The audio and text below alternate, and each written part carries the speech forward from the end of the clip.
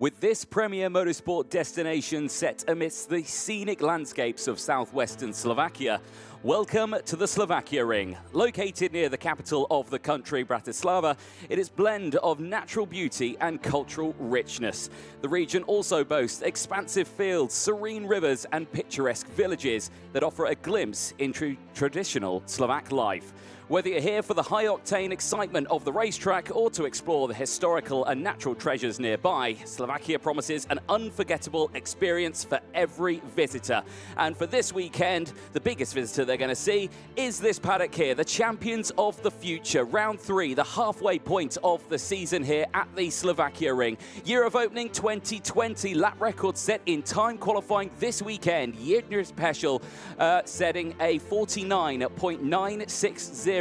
In time qualifying meant he started outright pole in the senior category. The circuit itself, though, absolutely superb. 1,172 metres in total track length, 220 metres down the main straight, 150-metre infield straight as well, meaning it's quite short and quite narrow. Track width 7 to 10 metres wide, elevation about 1 metre. It is a flat circuit here at the Slovak Karting Centre, and we're certainly looking forward to the racing. A lot of drivers have claimed it as the Monaco of karting, but unlike Monaco, we see many overtakes here. Turns in total, 15 in total, 5 to the right, 10 to the left, and 3 hairpins out on the circuit. Main overtaking opportunities, there are a handful out there in towards turn 1, in towards turn 5, 7, the hairpin after the 150-metre infield straight, turn 12, and then the final couple of corners, turn 14 and 15, as you enter back onto the start-finish straight. The track widens to that 10 metres that it was talking about over that start-finish straight, so drivers have a great opportunity to get the power down early and to really push through. And that power, when they get to the apex of turn number 1, they're reaching around 115 kilometres an hour. Average speed around 85 kilometres an hour, meaning it is still a fast circuit, but it's demanding on a driver. There's not a lot of rest time. Drivers constantly have to think, right, where's the braking zone? Where am I overtaking? Where's going to happen? Who's behind me? Who's in front of me? It is a roller coaster of a circuit. And yesterday was a really busy day. As you can see, there is the paddock itself, all filled with the different teams racing. There you can see in the background even more teams. This is the view of turn 1. But a little bit more about that later on, as the first race is coming up very, very soon. OK Junior, qualifying heat B and F. Like we alluded to yesterday, very busy day, Andrew. You caught up with all the juniors. Here's how yesterday looked. Tough conditions for OK Junior on Friday. It started off with wet races for the first round of heats. Provided a number of thrills and spills after a mixed qualifying as well. A number of the championship contenders starting further down the order. Not in that group was Kenzo Craigie, looking to continue the good form from France in round number 2. He had a great fight with Lev Krutilov for what would turn out to be a race win after a penalty for Krutilov. He would continue good form through the second set of heats. Fights amongst the Ricky Flynn Motorsport drivers as well. They would have a tussle, but it would be Harrison Mackie for Fusion Motorsport taking the first of 2 race victories. He would end the day on top of the intermediate classification. Filippo Sala was one of the front-running RFM drivers looking for good results. There'll be contact a number of times through turn number 3 for the drivers, a very tricky part of the course. But at the end of day 1, it would be Mackie on top on 100 points. Kostoya would be second on 94, and then Daniel Kelleher as well in third on 80. Well, an action-packed day yesterday will bring more action today, I'm sure. So many heats ahead of us over the course of the day. And it is kick-starting with Groups B versus F. Filippo Sala starting this one on pole position. The driver for the Ricky Flynn Motorsport team did take a race win yesterday in his first outing. Race 2, though, Andrew, didn't go his way. Didn't go his way. Had problems right at the very start of the race. And I think it kind of summed up the day for a lot of drivers. Apart from the likes of Mackie and Kostoya, it was one very good race, one not so good race. Very tricky conditions yesterday as well. We had rain on and off. I'm also interested to see how the circuit drives today because we had an almighty thunderstorm here last night. I think kept quite a few of us up overnight. So the track's going to be very green this morning. Yes, we've had a bit of warm-up this morning to get the track bedded in. But yeah, it's another bit of a journey into the unknown. It certainly is, it certainly is. Well, drivers make their way out to the circuit. Let's quickly take you through the starting lineup for this one. It's Filippo Sala and Theo Biasati on row number 1, Sebastian Mins and Sun Z on row 2. Andrea Mani and Kenzo Craigie's got exactly the same results as Filippo Sala, a win and a 23rd. He starts on the 3rd row of the grid. Jack Eiliff and Drew Waltz go from row 4 with Marcel Sebu and Marco Gast on row 5. Boris Leisen and Scott Marsh go from row 6 from Armin Carrier Osman, and Matteo Rivals on row 7. Martin Todt and Arthur Huang go from row 8. Manuel Miguez and Bogdan Cosma Christopher start on row 9. Sky Parker and Kozai Aguma go from row 10. Louis Cachet and Efim Duranov start on row 11 ahead of Tom Apoder and Jol Pokala, winner last time out in Val d'Argenton, there on row 12. Ili Christian and Francois Cadal go from row 13, and it's Tobias Szczesny and Jagrat de Troja on row 14. Jensen Burnett had a good drive yesterday from the 15th row of the grid. He's going to need to do so again in this one. He's joined by Gustavo da Silva on that 15th row. It's a 31 kart field completed by Canada's Alexander Chartier there on row 16, P31. It's a busy grid, Anthony. Dry conditions though for the drivers on a circuit that can be tricky to overtake around in dry conditions. We saw a little bit of that yesterday, but you can keep it clean if you can get a good start as well on lap 1, gain a number of positions and get a bit of momentum going if you're in that second half of the grid. You certainly can. You're just watching the drivers now exit out of turns 8 in towards turn 9. This turn here is turn 10. It also doubles up as the pit lane entrance as well. There you can see the rubber that has gone down over the weekend. Trust me, that rubber has been washed away, but there is remarks still left there. Then you come into this double hairpin. So this is turn 11. Very tricky braking zone on here because you've got to really slow it down. It's off camber, the same as this one here. Turn 12, then an opposite hairpin, also off camber. Really vital you get a good exit out of there because it's a very short run here in towards 13, 14. There's the red line, so past this moment here, no more overtaking. They should be in 2x2 rolling start formation as they exit out. That is turn 15, the final corner, as they make their way into the tram lines. The tram lines as well have a kink, so it's very difficult to get a clean start first time, but we do get a clean start first time as we go racing for the first time today, and it's the two Ricky Flynns going wheel to wheel, and it's down the inside. It is a beautiful start for Sebastian Mins. There's some karts going slowly, one of the Sodi karts in the middle of the pack there, possibly Boris Leisen, or maybe even Theo Battisti, who's had a really terrible start here. But crucially for Ricky Flynn Motorsport, it is a 1-2 with Sebastian Mins and Filippo Sala. Yeah, really bold start there from Sebastian Mins. Got the slipstream, a little bit of a slipstream off his teammate, went down the inside. Sala, I think, thinking back to yesterday as well, when he had problems in his second race through turn 1, elected to just be a bit conservative there. I think correctly so, because the two Ricky Flynns have got a breakaway now from the rest of the field. 10 laps for all of these qualifying heat races for OK Junior here today. Rounding turn 14, then 15. Let's count them through at the end of the first lap here at the Slovak Karting Centre. It's Mins from Sala. Sunan Z's had a good start. Jack Eiliff's also had a good start. He's up to 4th place. Andrea Mani completes the top 5. Biggest mover on that first lap. Jol Pokala up 11 spots to 13th. Francois Cadal as well up 11 spots. He's up to 15th. Yep, certainly so. Well, I still fixated on this battle as they make their way through. This track's similarities, if you remember last year, we'll talk about that later on. Change for the lead, down the inside. Brilliant stuff from Sala. Just reading the road there perfectly down the inside of Sebastian Mins, not wasting any time whatsoever. A little wide there from Sala, carrying a bit too much speed there through turn number 10, but keeps it all in check. Now there's double waved yellows. There's yellow flags out there on the circuit, and there are 3 karts off at turn number 9. I will try and relay who they are in a moment. You can see them just in the background as these karts all whiz through the shot here. Very big dive down the inside there for Louis Cochet on Ili Christian. Brilliant move in towards turn 15, and that's what we're saying. Plenty of overtaking opportunities around here still. Yeah, it's a pleasant surprise for us at the start of the week. There's you see, out of the race, Jol Pokala, Marcel Schebo, and Amin Kara Osman.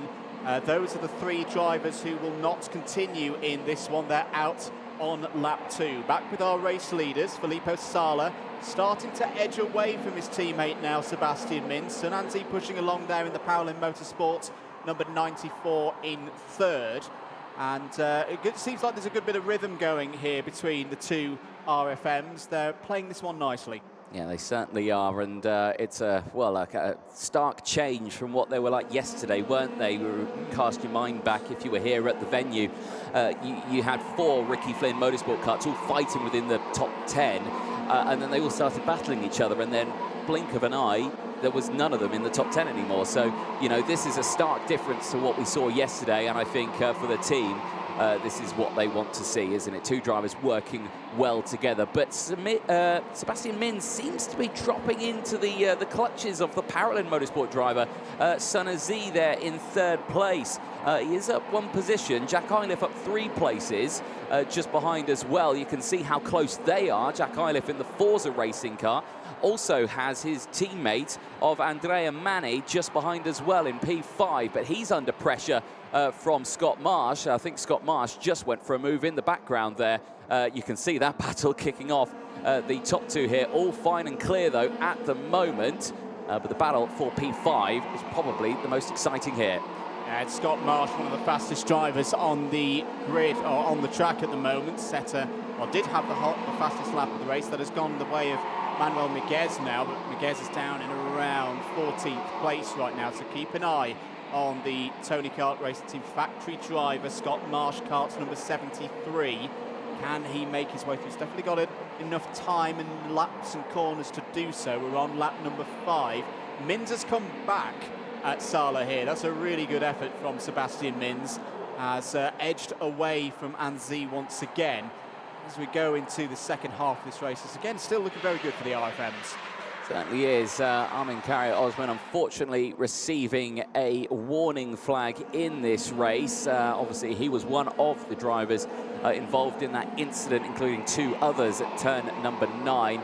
May be deemed at fault for that one as he's come away with that warning. This is the battle for 2nd place, Sun Z and Jack Iliff. Iliff not being able to find a way past just yet as Scott Marsh goes ahead and sets the fastest lap of the race. He has got past the likes of Andrea Mani, the same as Kenzo Craigie. Race winner yesterday, Kenzo Craigie, is looking for another good result here after he had a 23rd in his 2nd qualifying heat, not the result you wanted. And we've seen that across the board here this weekend in the junior category, as down the inside goes Jack Iliff and says thank you very much to Sun Z. Now Scott Marsh is going to have a go as they go wheel to wheel into 14. Sun Z will have the inside line, but Marsh will get the exit as they go through wheel to wheel once again on the start-finish straight right on the outside. And Scott Marsh says to Sun Z, let's go. But he gets the rear gunner in the likes of Kenzo Craigie and he pushes him through turn 1. Yeah, good work there from Scott Marsh. He was patient. He knew he would have the inside through that sequence once they got to turn 1, and a bit of an assist from his countryman Kenzo Craigie behind. 2 drivers who know each other very well, of course, and the result is that Sun Z has been shuffled down to 6th place now. We're on lap number 7. Sala and Minz are clear now by over 1 second. Jack Iliff on his own now in 3rd place. I think it was a good move though from Jack Iliff. It was brave, but he had full control of his machinery for me through turn number 11. It was a good move for that 3rd place. What does Minz do here though? Because results for Minz yesterday, better overall than Sala, 2nd and 11th. That win, those points, those extra intermediate classification points get so key, especially on a weekend like this when it is very, very close in that point standing, and there's a lot of racing to go here today. Well, with them right now, they're joint on points with that. So, but like you say, the difference between a 2nd and a 1st is 6 intermediate classification points. So it is massive. There on the left-hand side of your screen, you can see a new graphic there, the qualifying points that is awarded to the drivers from those positions, because they're all the way down to 25th place. 12 points, it goes down even further than that, obviously. But the difference between 1st and 2nd, 6 points. That is a huge difference. So just that 1 position, it makes it more of an incentive to really go for that lead. But the trouble is, it's your teammates. And it's your teammates. You don't want to have any problems with your teammates. As I say, there was a little bit of fractious racing between the RFMs yesterday. I'm sure there was a discussion in the team saying, look, we've got some really good race pace across the squad this weekend. We need to work together to make sure that we can haul all of those drivers deep into the top reaches of the final later on Sunday. We've got to play the long game here, and so far these two have definitely done that. Saying that though, Jack Iliff is having a properly good race here. He's racing across the gap. It was around a second. It's now half a second with this lap plus one more to go.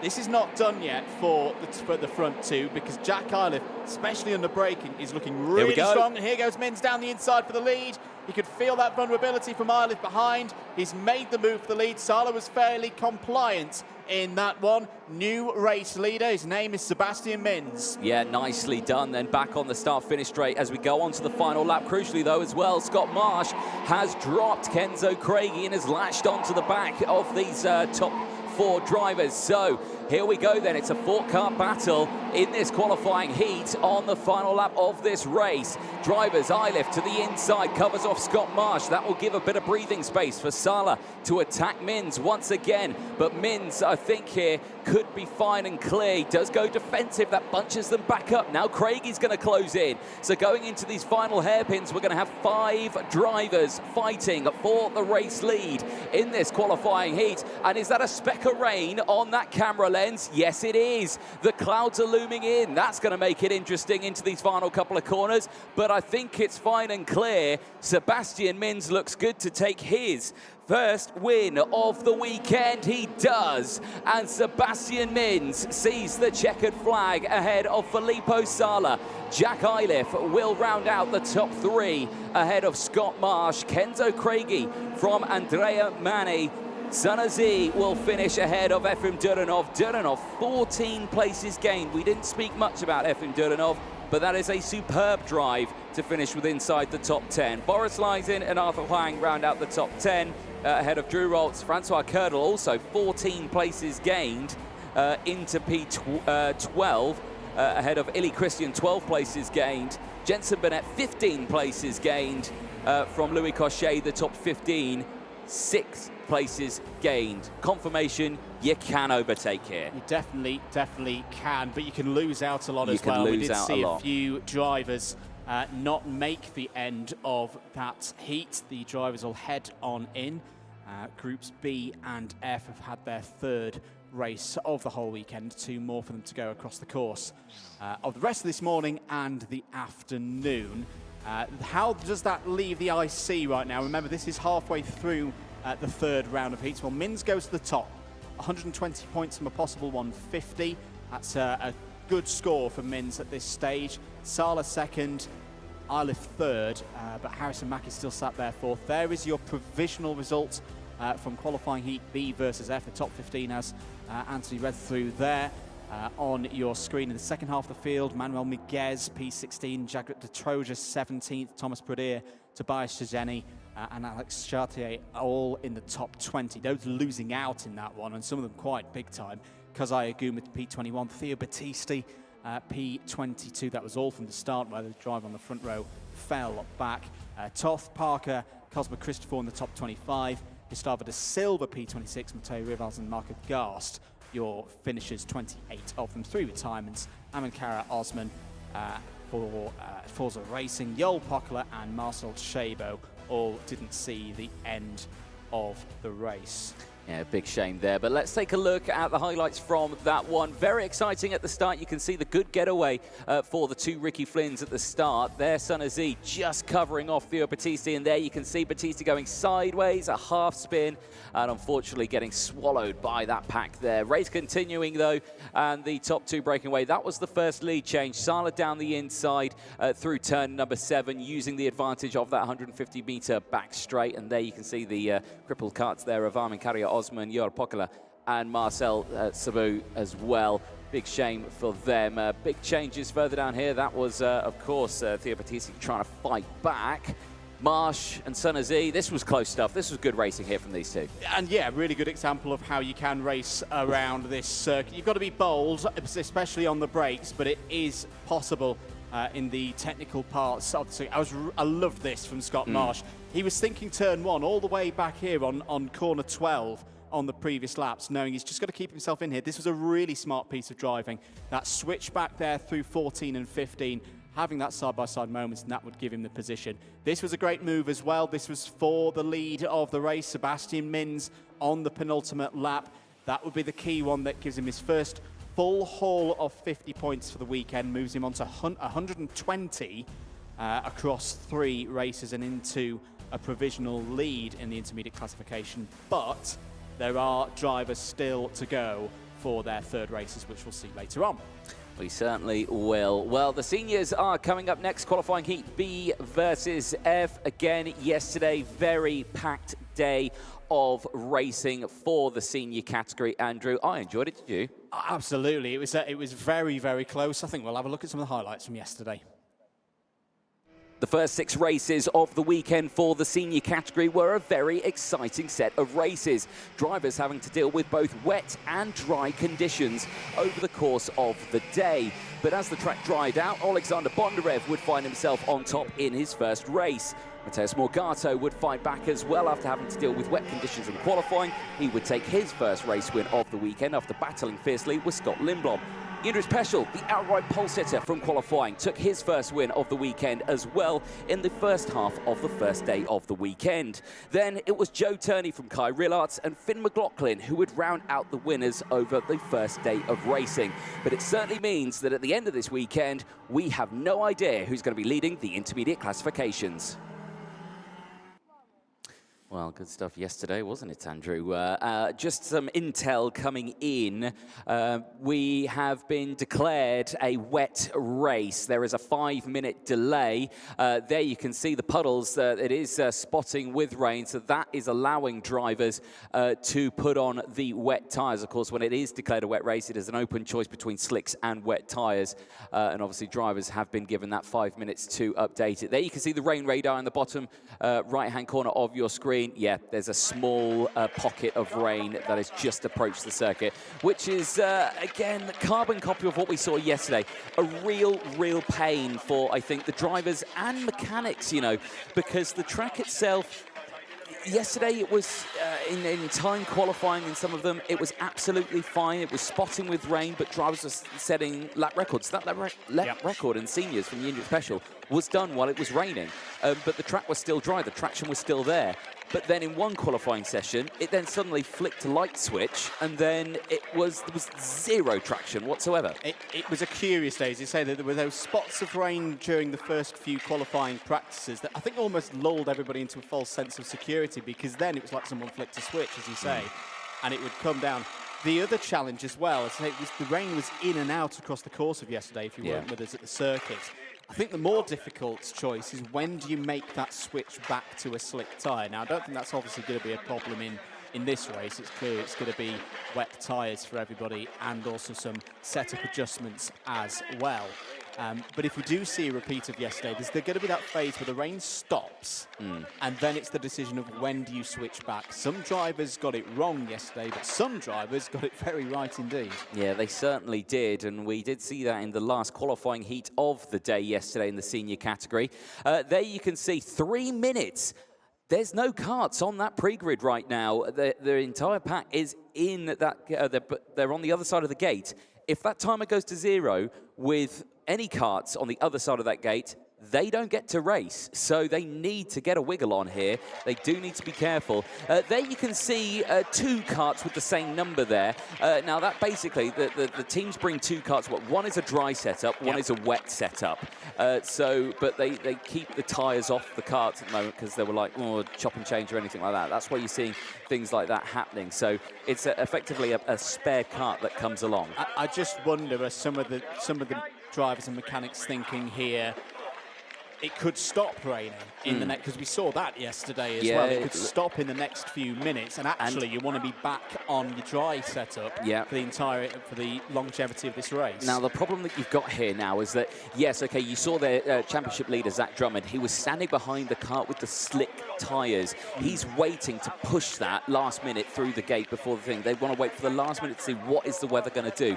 The problem with that then is that the gate's only small. It can fit one kart through at a time. There we go. There's a nice little thumbs up there. Anatoly Kavalkin just saying, yeah, I know what I want to do. He's thinking, I think maybe wet tyres. But Yes, this brings that sort of thing there. It becomes a pinch point. If everyone does that, then you're going to have a traffic jam. The gate closes, and then, boom, you won't be able to get in. That's probably the time of saying that there's 1 minute left if the whistle blows. There you can see Patrick Martin, 1 minute ball on that one. He's getting ready to close that gate, so drivers are going to move very quickly. There is David Cosper-Christopher there just getting through. Right, what's Zach Drummond going to go for? He's still waiting. He's got his hand now on the wet kart set up. Now there's slicks going out there for Luna Flusha. Flusha going for slick tyres. Now that's vital because you can see there are wets out there, there's slicks out there. There you can see, or Prema. It looks like Prema have gone for slicks. Yeah, it does indeed. I think And if the rain Tony Kart has stopped, that will hopefully be the right decision. The other problem with this, we've had a bit of rain, and now it's potentially stopped again. We haven't got any live data of what the track is like. We saw yesterday, once the wet runners were down to around a 62, 61 second lap time, that was the point at which for the next race you then threw the slicks on. But again, Hey, and look now at that, the rain's that coming back. down again. Yeah. Oh, this is probably the worst scenario for all the teams and mechanics. The gate is now closed. And has anyone not made it through? That's the question. It looks like there was a big scramble there, but is there? I'm seeing some karts back there, but are they just their spare ones? There you can see Flusha on the slick tyres. There you can see just behind Luna Flusha in this race is Mark Dubnitsky from Estonia. He's gone for wet tyres. There you can see the Paralin on the wets as well. So there's a big difference in the choice of tyres out there between teams and drivers. But crucially, from that picture we were just seeing with the back of the helmets, it was raining quite a lot, wasn't it? And from what we saw yesterday as well, strangely, one of the most crucial laps of this race will be a lap that's not even part of the race. It'll be the formation lap, that if it is wet out there, and we believe it is considerably, can the slick runners keep themselves on the road during the formation lap? Finn McLaughlin did yesterday when he was on. He made that tyre choice correctly, and it was a big part of him being able to race through once it was fully dry later in the race. Having said that, though, it's looking tough here for the slick runners because you can see those puddles behind. There are significant raindrops coming down on the circuit, continuing to wet the circuit. I think right now, if I was a betting man, I would say it's advantage those on treaded tyres. Yeah, well, if you want to be part of that conversation, do get in touch with us. You can head to the Champions of the Future Instagram. You can head to the Facebook, anything like that. Pop a comment on the live stream. Pop a message on the chat there, and we will see if we can have a look at it and let us know what you think. Would you have gone for slicks? Would you have gone for wet tyres? This is one of those you just don't know moments because, again, it could stop raining again. You saw there it was just such a small pocket of rain that was just glancing the circuit. Noah Montero starting on the front row. He's gone for wet tyres, but we'll look at that a little bit later on. Let's talk to our pole sitter from this one, which was Noah Montero yesterday after qualifying. Qualifying Group 1 for the senior category here at the Slovak Karting Centre in Slovakia. Noah Montero, fastest in group. Superb time from you. How is the track feeling out there? It's looking like a challenge for a lot of people. Yeah, the track actually felt quite good, quite grippy. It was not super hot, but it was also not wet, which we thought it was going to be. We thought it was going to be very slippery. But the track actually felt very good, and I managed to do the right things, and we got pretty good setup, so it was enough. Exactly what you need then, isn't it? This circuit, of course, quite difficult to overtake on. It's going to be a challenge, but now that you've got, fastest in this group, not outright pole just yet, you're in a good spot here to potentially come away with some really good championship points. Is that something you're looking forward to? Yeah, for sure. We knew that quali is going to be super important because we've looked at the track, and in practice, it was very hard to overtake. It's possible, but it's quite hard. So we knew it was going to be very important in the quali, most fronts possible, but if starting first is better. Looks like Kart Republic's given a good setup for this weekend. You got your teammate Lewis Francis, who was just behind you by a 1/10 of a second. Does that give you a little bit of comfort knowing that you've probably got a really good setup from the team? Yeah, that's good to see the team 1-2, and also good result for the other drivers, and probably on the next groups also going to be very fast. So yeah, it's quite good to know that we are in the right spot and the right direction. Excellent. Well, congratulations. Well done. We'll see if you can hold on to outright pole with the more sessions going on. But congratulations. Well done. Thank you. Very good to hear from Noah Montero there yesterday after timed qualifying. There is Eliska Babechkova, who's gone for wet tyres. The intel that we've got from pre-grid is pretty much half the field have gone for wets, half of them have gone for slicks. Here is your grid for this one in OK. Noah Montero and Eliska Babechkova on the front row of the grid. Kai Rillarts and Blake Nash on row 2. Leo Nilsson and Anatoly Khavalkin on row 3. Bernardo Bonaldi and Lewis Werrell have both gone slick tyres. They're on row number 4. Leo Brunner and Mark Brovko are on row number 5. And then on row 6 it's Mateo Giaccardi and Luna Flusha. Row 7 sees Zach Drummond, championship leader, and Mark Dubnitsky both going for the wet tyres. Tiziana Monza and Salim Hanar going from row number 8. Matej Konik and Hugo Marti go from row 9. Again, both of them going for wet tyres. Martin Rittinen, Jakub Rashki. Then you've got Dante Vinci, Vega Clemetson, Santino Panetta, Miliko Visto, and Sebastiano Pavan at the back of the grid after he had a dismal qualifying.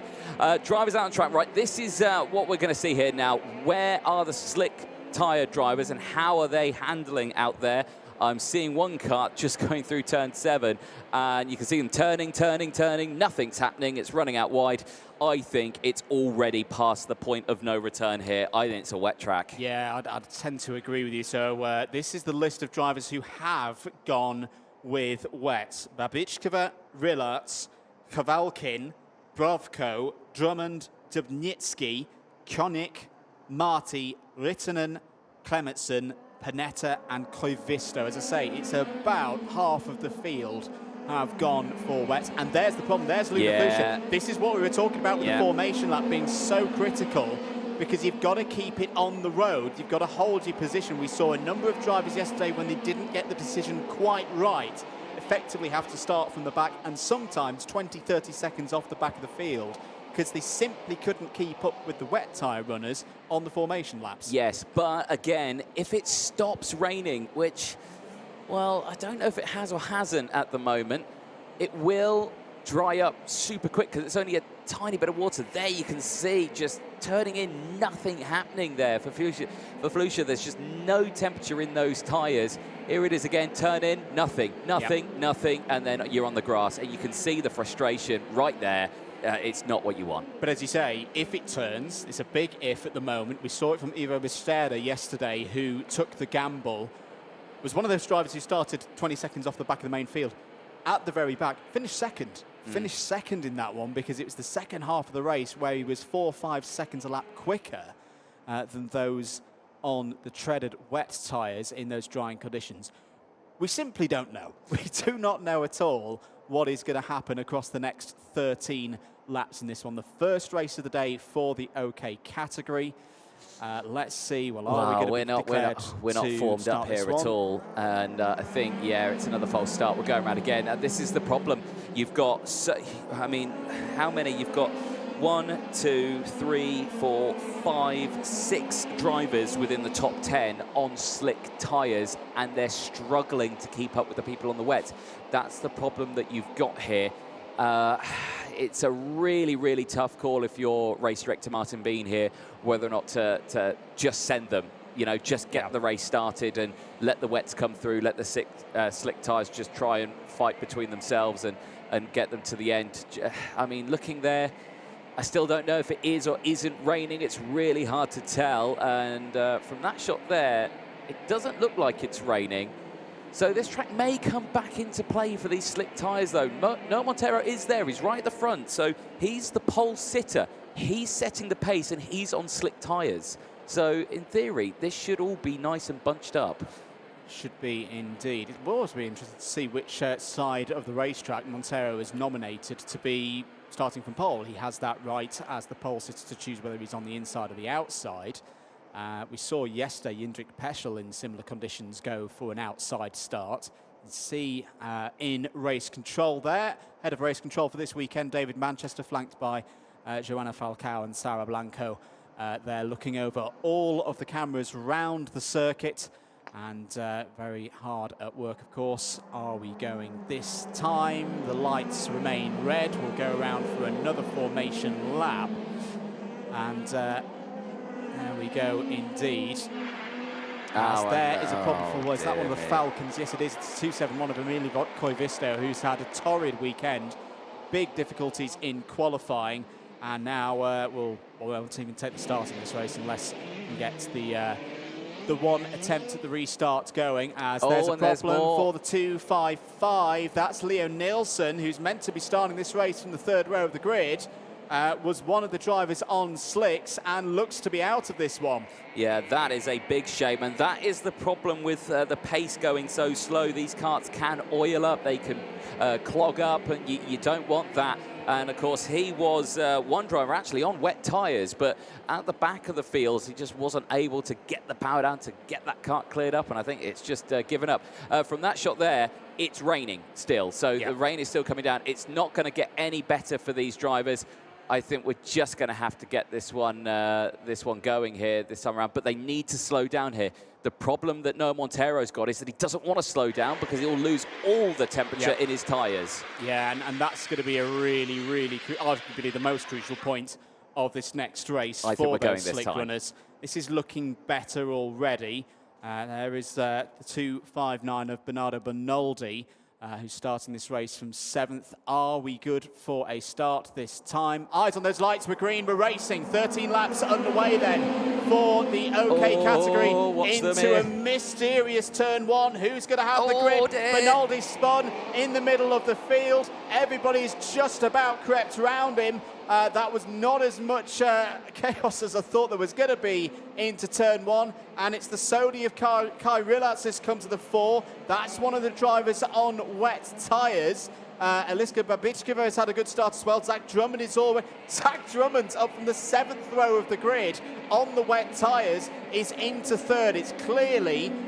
The conditions are right now good for the wet tyres, but we'll be keeping an eye on those sector times and those lap times. If they start getting down to with around a minute, that's when I expect the slick tyre runners to then start having the advantage. Yeah, potentially, but that's only if it stops raining, and I don't think it's going to at this rate. I think it's just going to keep trickling down, keep the track at a certain level of grip, and I think it's just going to be that really annoying level for the drivers on those slick tyres. There you can see the field making their way through. Let's count them through. It's Kai Rillarts leading from Eliska Babichkova. Then it's Zach Drummond, Marty Rittinen ahead of Anatoli Kovalkin. Santino Panetta in P6 ahead of Jakub Raschke. Then it is Mark Brovko, Hugo Marti. Then it's Magic Konik from Mark Dumnitsky. Then it's Noah Montero, the pole sitter, starting now in P12. So that shows you how much he's dropping down in this order. This is the battle for second place. Eliska Babichkova and Zach Drummond, championship leader, both going for the right call there on wet tyres. So we've effectively got two races going on. It's almost become like a multi-class event out there at the moment. We've got those on the right tyres at this precise moment, those not on the right tyres. It was a 66.753 for Rillarts off the start there. On the second lap of the race, Drummond looking to find a way through. Championship leader, of course, before the start of this weekend. Had difficulties in time qualifying, but raced well yesterday. 7th and 2nd were the results for the Scotsman. And it's back into second place again there with that move past Babichkova. What are the times looking like? Yeah, 66s and 67s. It is miles off the kind of pace in terms of track conditions that are right for us. There is Tiziano Monza out of the race. Was one of the drivers on slick tyres. A weekend that started well. It's just going from bad to worse now for Tiziano Monza, and he will be classified in 21st place. So we're about 5-6 seconds off the pace that the dry runners would be wanting at the point where we talk about the transition, the point at which the wet tyre runners will start to be concerned about, you know, ripping the tread of the tyres. Having said that, these wet tyres have been performing very well from Maxis in the drying conditions. Right now, it is not looking good for those on the slicks. No, it certainly isn't. Well, we'll have to keep a close eye on it. I've got to say, Kai Rillart's really impressing me this weekend. Great run in qualifying, P8 overall. So not the best run. It wasn't the fastest by any stretch of the imagination, but still a good time set here. But he's really played into these qualifying heats very well. I mean, he's leading this one now by 2.1 seconds. He is breaking away from the likes of the current championship leader, Zach Drummond. And as he pushes through, there another change down the inside. Nicely done there from Konik. Gets down the inside past Santino Panetta, moves his way through. Two very different racing lines there. You can see a normal racing line, but then you can see the CRG taking to the curbs. And we saw that a lot yesterday, two different racing lines through that corner there. Sometimes it worked, sometimes it didn't. Yeah, and again, I think it depends a lot on how wet the surface is here at the Slovak Karting Centre. We'll see that develop across the course of the day and potentially across the course of this race. Rillart's extending his lead at the front of the order. More drivers retiring, as you say. Noah Montero is out of this one. Leo Nielsen, we already knew, was out as well. Bernardo Benoldi and Vegard Clemetson are also not circulating. We're on lap number 4 of 13 here. First race of the day for the OK category. Rillart's is your leader from Drummond from Babičkova. I do believe we'll be able to hear a little bit of radio. Looks like we've got 2 races out here, David, wet and slick. Well, confirmation there. We do have 2 races going on out there. We do have a wet race. We do have a slick race. And I can tell you right now, if you're interested, the leader of the slick race at the moment is Salim Hanna. Matteo Giacardi will say second in it, but he's 13th at the moment, ahead of Lewis Werrell. Sebastiano Pavan is up 10 places, despite the fact that he has started on the back of the grid and is on slick tyres. There you can see the blue flags coming in now. The wet tyre race has now caught up. And you can see drivers just diving into the pit lane. They don't want any part of trying to having to navigate their way through that field. No, it's respectful running there from those who've gone for the slick tyres and realise the game's up. They're not going to be able to catch up, even if the track conditions were to turn in their favour in the remaining laps. As you say, they don't want to be ruining the races of those who've made the right tyre choice. That's sensible from the drivers now pulling off the circuit. Meanwhile, we're on lap number 6. There is Eliska Babičkova. Good to have Eliska here this weekend. First time we've seen her race in Champions of the Future 2024. Had a good day yesterday. Strong qualifying.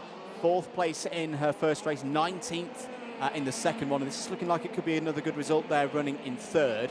This is the Salim battle. Hanna. This is the slick race. Yeah. So this is Salim Hanna fighting with Matteo Giacardi over what is 12th place overall. There is the difference. As Kai Rillart's, look at that! That is fantastic from Kai Rillart's, going straight through the middle. I cannot comprehend how difficult that is from Kai Rillart's. He was so lucky didn't just clip a rear quarter on one of those rear tyres. Superb there for Kai Rillart's. But like you say, he's fully dialed in now, focused, just trying to get that cut to the end. Gap now 3.5 seconds. He's got this one nailed with holding on to it. And yeah, across the line, he was like, yeah, that was pretty good. That'll do. 5th and a win yesterday for Kai Rillart's. This result, if he can hold onto it for the remaining 7 laps of this race, would put him right now at the top of the intermediate classification. Let's look at this again.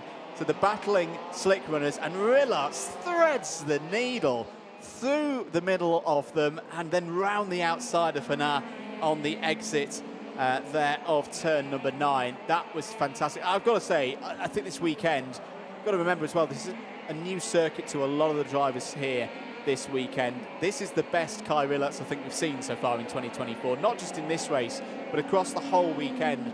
He's really looking up for it here in Slovakia, using the curb again there, extending his lead. It's now 4 seconds over Zach Drummond. There's been a change for 4th place as well.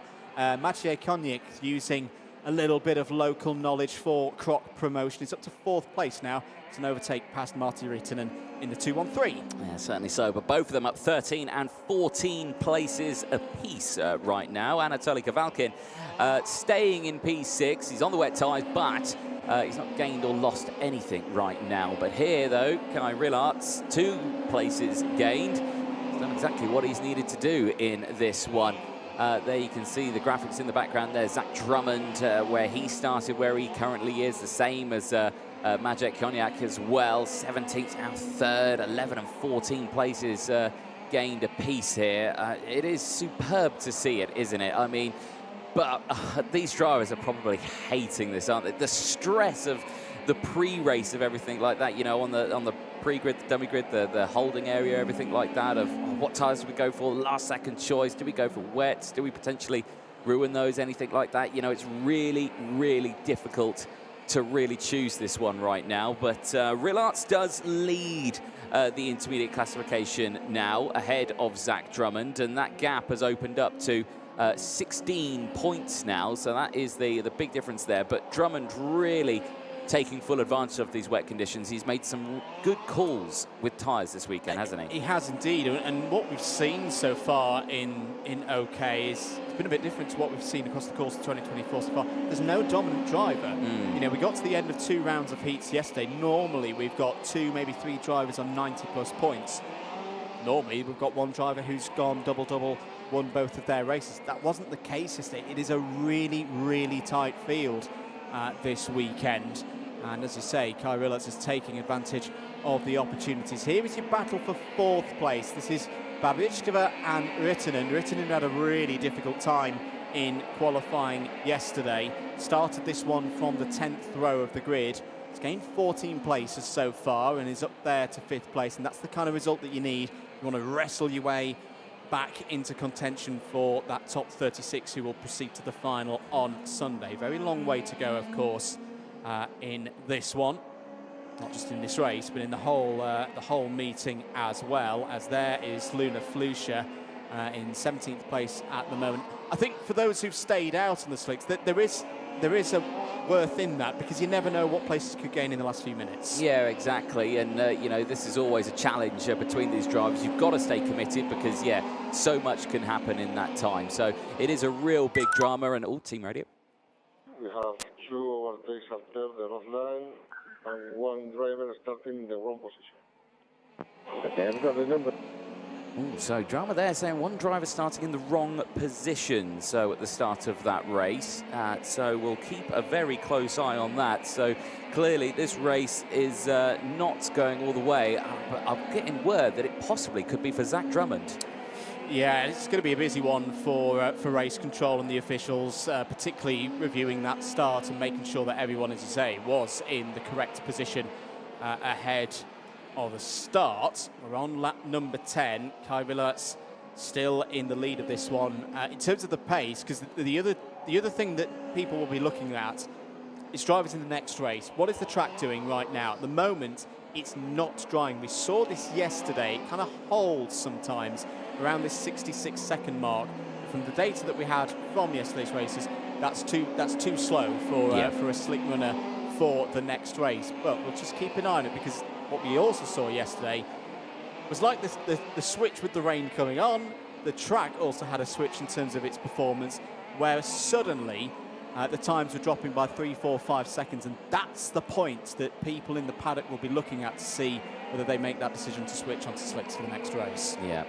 Well, it was definitely confirmed in our ears that the driver out of position at the start of this race was indeed championship leader Zach Drummond. Now, that itself has come with a bit of a slap on the wrist from the stewards, being out of position at the start of a race. But crucially, where he is right now, he's in P2.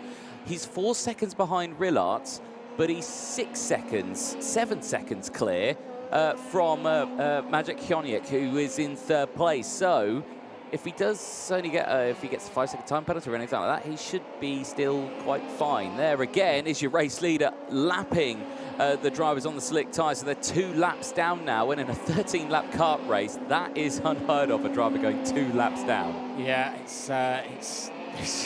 it's gone away that I don't think many people would have expected, and it is going to be affecting, I think, a couple of drivers' prospects for the run across the weekend, particularly Sebastiano Pavan, who was underweight qualifying, was disqualified as a result. You know, he's had 13th and 11th as his results so far this weekend. This one's looking like 15th at the moment. That is not the kind of result you'd want to break your way through back into the top 30. There is the 273 being lapped. That's Matteo Giacotti. So that is now all of the slick runners 2 laps off the race lead. There is the race leader, Kai Rillarts.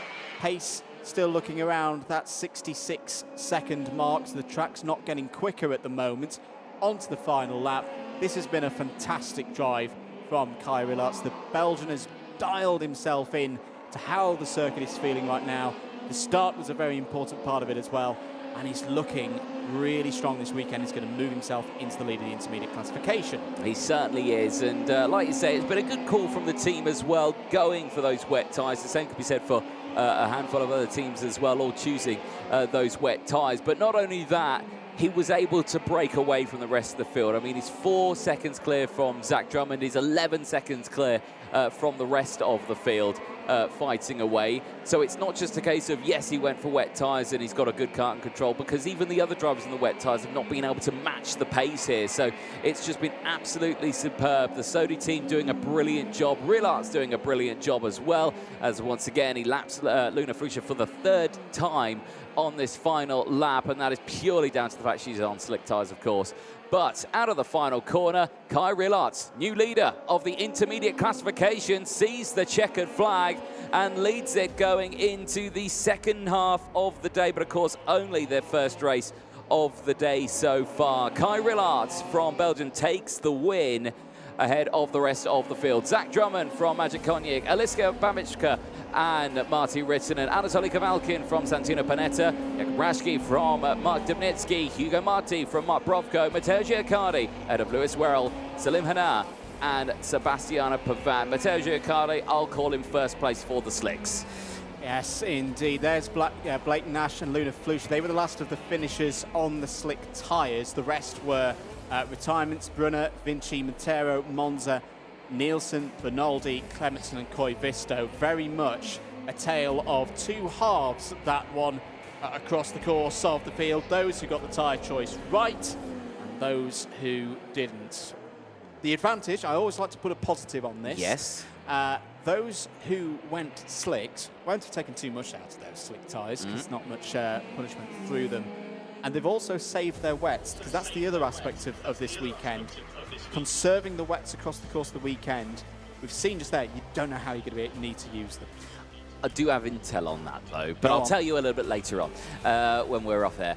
But there, Kai Rillarts, superb effort from Kai. He will lead the intermediate classification, and I'm sure there'll be a smile underneath that helmet when he takes it off. Confirmation? Yeah, there's a smile. I'll take that. Let's have a look at the highlights from that one. Well, there you go. Start. Just no traction out there whatsoever for the drivers on the stick. That's the moment they knew we've made a mistake here. And again, you can see even for the drivers on the wet tyres, mechanical problems. That is just an engine that's just said, no bueno. No, don't want to play today there for Emilio Koivisto. That was the same for Leo Nielsen. They both did not see the start of the race there. A real shame for Koivisto, as you say, was on the wet tyre and made the right choice. That was a good opportunity to move from 24th on the grid, but it wasn't to be. There we go. Now there we saw the start. This is where we were going to see Rillarts down the inside. Bernaldi's going to cut to the inside as well and have that spin. Got to say, everybody doing very well to avoid Bernaldi there. That could have been far worse through the first corner. Rillarts had the early lead, though, and was putting his wet tyres to great effect. There you saw Zach Drummond up to 3rd place in the early stages, being followed through as well by Kavalkin. Rittinen had also had a strong start. These were all drivers who made the correct tyre choice. Moved for 2nd place by Drummond on Babicka there. Would see the Scotsman drive through to that 2nd place, whilst everybody else who was on the slick tyres were just trying to survive out there, just trying to keep it on the road, pick up points where they could. The 302 of Maciej Koniec made the right tyre choice, and also that was an amazing move from Kai Rillarts. Not for position, that was to get through past the last of the slick runners, but precision driving there from the Belgian on his way to victory. Well, the drivers who were in that slick tyre battle ended up 2 laps down through that race. As the cleanup operation gets underway, there is a handful of karts that are stricken out on that circuit. But the next race is coming up very soon, so stay tuned. It's qualifying heat C versus E for OK Junior. Back to 10 laps, and of course, back to the question. Slicks or wets? Because it's stopped raining a bit. It looks a bit calmer. It's getting brighter out there. The track may have been dried up a little bit. There's the rain radar. Ooh, there's still a nice little tasty band that's come over the circuit there. So maybe wet. Yeah, and judging by that picture, it is wets all around. Harrison Mackie, here he is. Qualifying was superb. His qualifying heats was good, is what he had to say after time qualifying yesterday. Well, the first qualifying session of the weekend is done. Harrison Mackie, fastest in the OK Junior category in Group 1. Brilliant strategy from yourself there. I think just going out straight away, not wasting any time, and you avoided the massive group that all got caught out in each other. And a brilliant job. Well done. Yeah, obviously everyone was sat there for a long time. We all sat there and we saw a few people start to go in, so me and my brother just ran and got it to the front as fast as we could. And sat there and we heard some karts go behind us and we were like, okay, we might as well go now just so we can get the clear laps and as many as we can do. Yeah. It certainly worked out in your favour there, much faster than the rest of the field who all got caught out in traffic and yellow flags, of course, as well. This circuit, it's very demanding, it's very technical, it's a new circuit for many drivers. And how do you feel the racing's going to go? Some people like comparing it to Monaco a little bit. Yeah, it's definitely one of them. It's definitely tight. It's definitely only a few overtaking zones, but it's going to be, I think, it'll be one that's you're racing all the time, or it's going to be one where it's just going to be like sort of all in a train, a few moves every now and then, but hopefully we can stay at the front and stay there. Overall, that's what you needed. Obviously, the championship, you're not in contention in the championship on this one, but you're certainly going to put yourself in a position to fight against the others. If it does come to a race situation where you've got, you know, championship drivers battling with you, you're holding your position, you're not going to worry about their fight. Yeah, obviously we're mainly here for the world champs at the end of the year. We're just trying to get all the experiences we can, and obviously we're definitely getting some experience. We've somehow put it on pole, so. Excellent. Well, congratulations, well done. We'll see if you can hold on to that fastest time with the rest of the sessions go out. Well done. Thank you. Well, Harrison Mackie there, fastest in group, but wasn't fastest overall. That would, of course, go the way a little further down the order. But Harrison Mackie, though, has made the most of it. 2 qualifying heat wins. He leads the intermediate classifications at the moment in the grand scheme of things. Obviously, it's changed a little bit because there's already been a junior race out. Some people have gone ahead of him, but he is still technically the leader. Christian Costoy here, another driver who's had some really good results. 2nd place in his first qualifying heat, a race win in his 2nd. He is probably the best chance here of toppling Harrison Mackie's clean streak right now. I'd say so, yeah. He's 2nd place overnight in the intermediate classification. I really liked how he came back in one of the races as well. Had a bit of a porous start, fell down to around 5th, 6th place, and still raced his way back through. Costoya in really good form so far this weekend and the season overall as a definite championship contender, of course. I also like the way that Harrison Mackie's gone with his business this weekend, all the way back to timed qualifying. You know, went out for a solo run. There was a bit of a question mark out over how timed qualifying would go in terms of the traffic. Mackie took things into his own hands, got out there, got the laps in, was fastest in his group, and is well rewarded with this position. You saw there very briefly confirmation on your screens. All drivers choosing the wet tyres for this one, and as well, lots more happening. You can see the duct tape there on that little vent. Now that little plastic vent you can see there right below Alfie Slater, that there is to really help force air towards the rear brake disc to help cool it down while you're out there. As you can see, they've covered that up. They don't want spray. They don't want water going down that and cooling the rear brake disc down. They want to keep the temperature in that because they want to be able to stop these karts in these conditions. So there is so much you can do to these karts to really help them in these wet conditions. Of course, you've got the covering of the radiator, keeping the engine temps up, of course.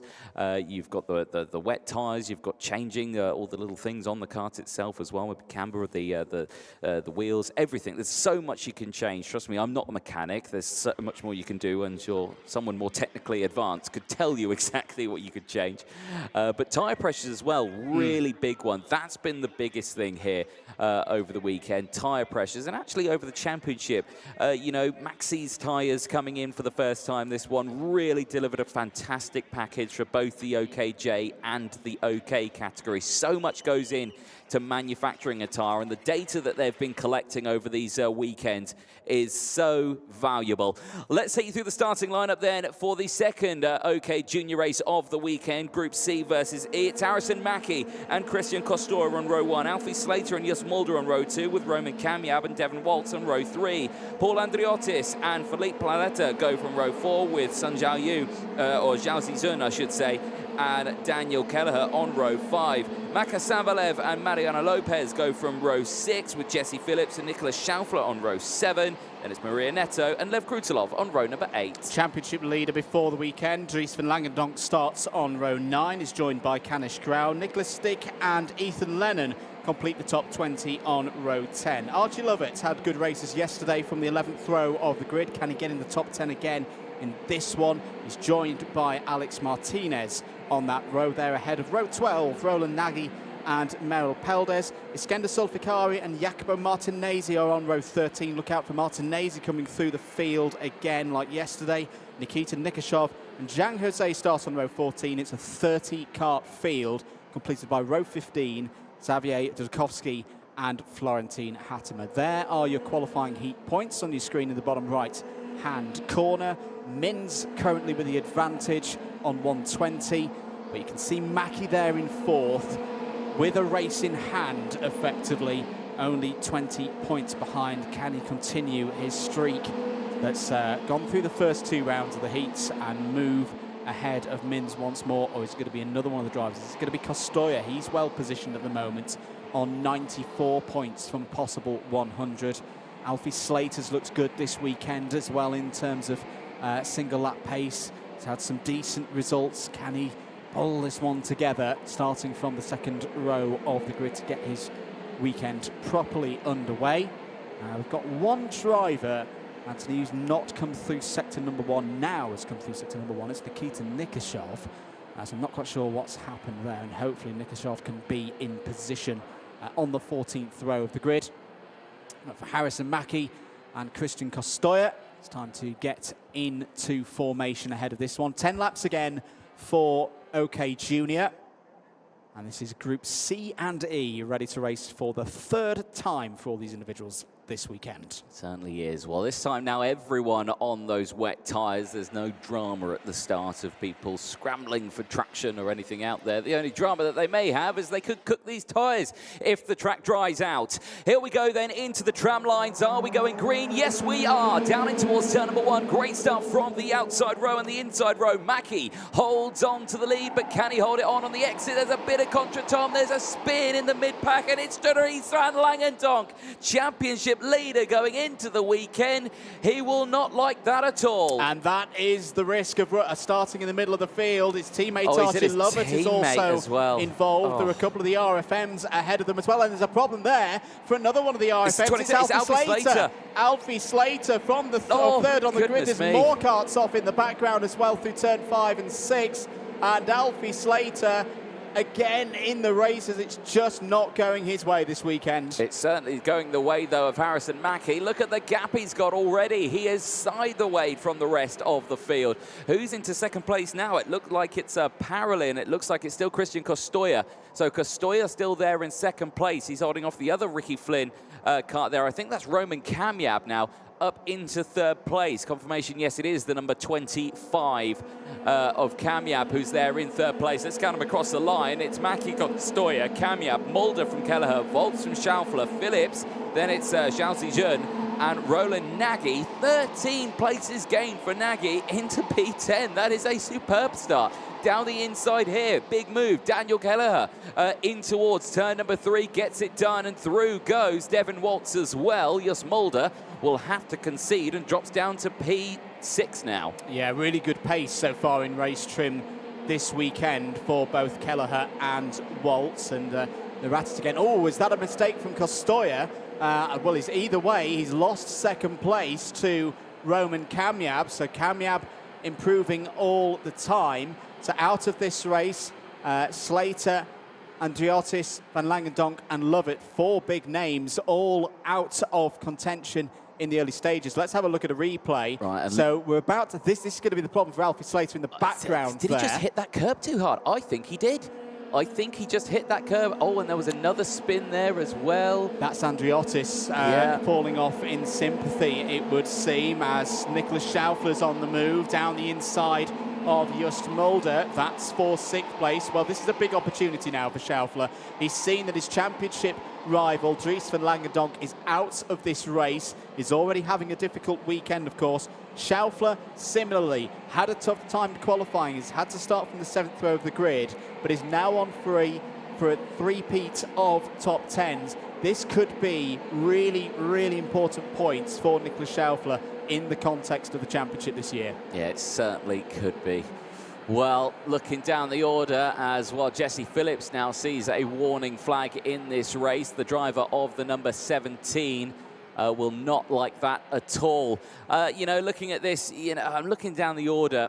It's great to see these satellite teams bringing it to the factory teams out there as well. I mean, I'm looking at Fusion Motorsport leading the way. You've got Ricky Flynn Motorsport there in second. And then you've got factory team Paralin Motorsport, who's right there with Christian Kostoya, with Kart Republic just behind. So there's 2 factory teams there that are trying to push their way ahead of the 2 satellite teams, and there's going to be contact between the 2 of them. The gap was closing, and Daniel Keller, well, both of them managed to keep it going, but will that be looked at? Was the gap, was the move on? That is the ultimate question, but Kelleher moves up into 3rd place. Does indeed. I'll tell you what else is happening out there. You can see on the graphic on your screen, the track is getting quicker. It's getting dry Lennon's out there. now done a 62.348. This will be key information for those coming up in the next few races as to whether they want to switch back to slick tyres or not. It's definitely right now, at this precise moment, going in that direction. This could mean that these drivers out on track in the second half of this race are going to have to nurse these tyres potentially through the rest of this race. There, quick adjustment from Daniel Kelleher on the radiator. Wanted to get a bit more airflow there in the number 62. Closing in now on Roman Kamyab. Let's have a little listen. Some radio from race control. Yeah, Jesse Phillips. Lap 1, 17, contact on 6-2, causes a chain reaction. Can we have a warning for 17, please? Well, there you go. That was confirmation of Jesse Phillips of why he got that warning flag. Well, there you go. It's never a nice thing, but it shows that the race control team really keeping an eye on all the drivers out there, aren't they? They have got so many cameras. Honestly, you can't get away with anything. Indeed. The track continued to get quicker, by the way. 61.719, the fastest lap of the race from Nicholas Schaufler. We're into that transition zone now. Nothing these drivers can do, of course. They've got to run this all the way to the end of the race, and it's equal across the field. They're all on wet tyres. End of lap number 5. Mackey's lead is 1.3 seconds ahead of this battle for second place. Roman Kamyab, Daniel Kelleher, Christian Kostoya, and also coming into play there, Devin Waltz in the number 40 into turn number 3 and immediately turn 4 again. That double apex left-hander hairpin. Immediately, once again, this is a very technical part of the circuit, this, through 5 and 6 onto the 150-metre infield straight, and a warning flag for Daniel Kelleher in the number 62. Yes, indeed. Now that, well, I won't say what it's for, but obviously we saw the overtake to get into 3rd place earlier on, so potentially could be for that.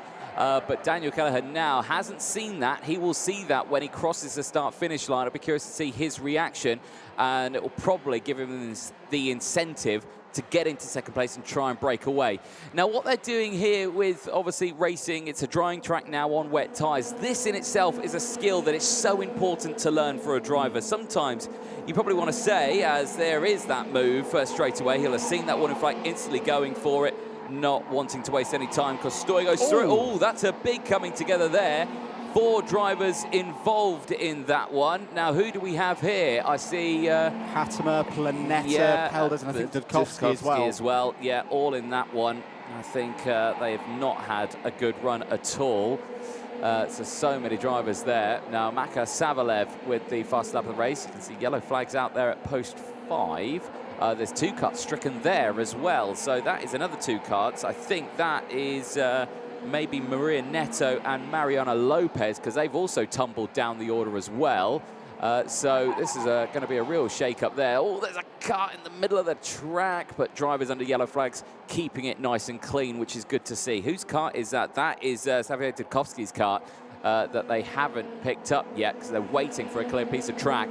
There, Kelleher and Kostoya communicating with each other as Nikita Nikshov now sees a warning flag down the inside.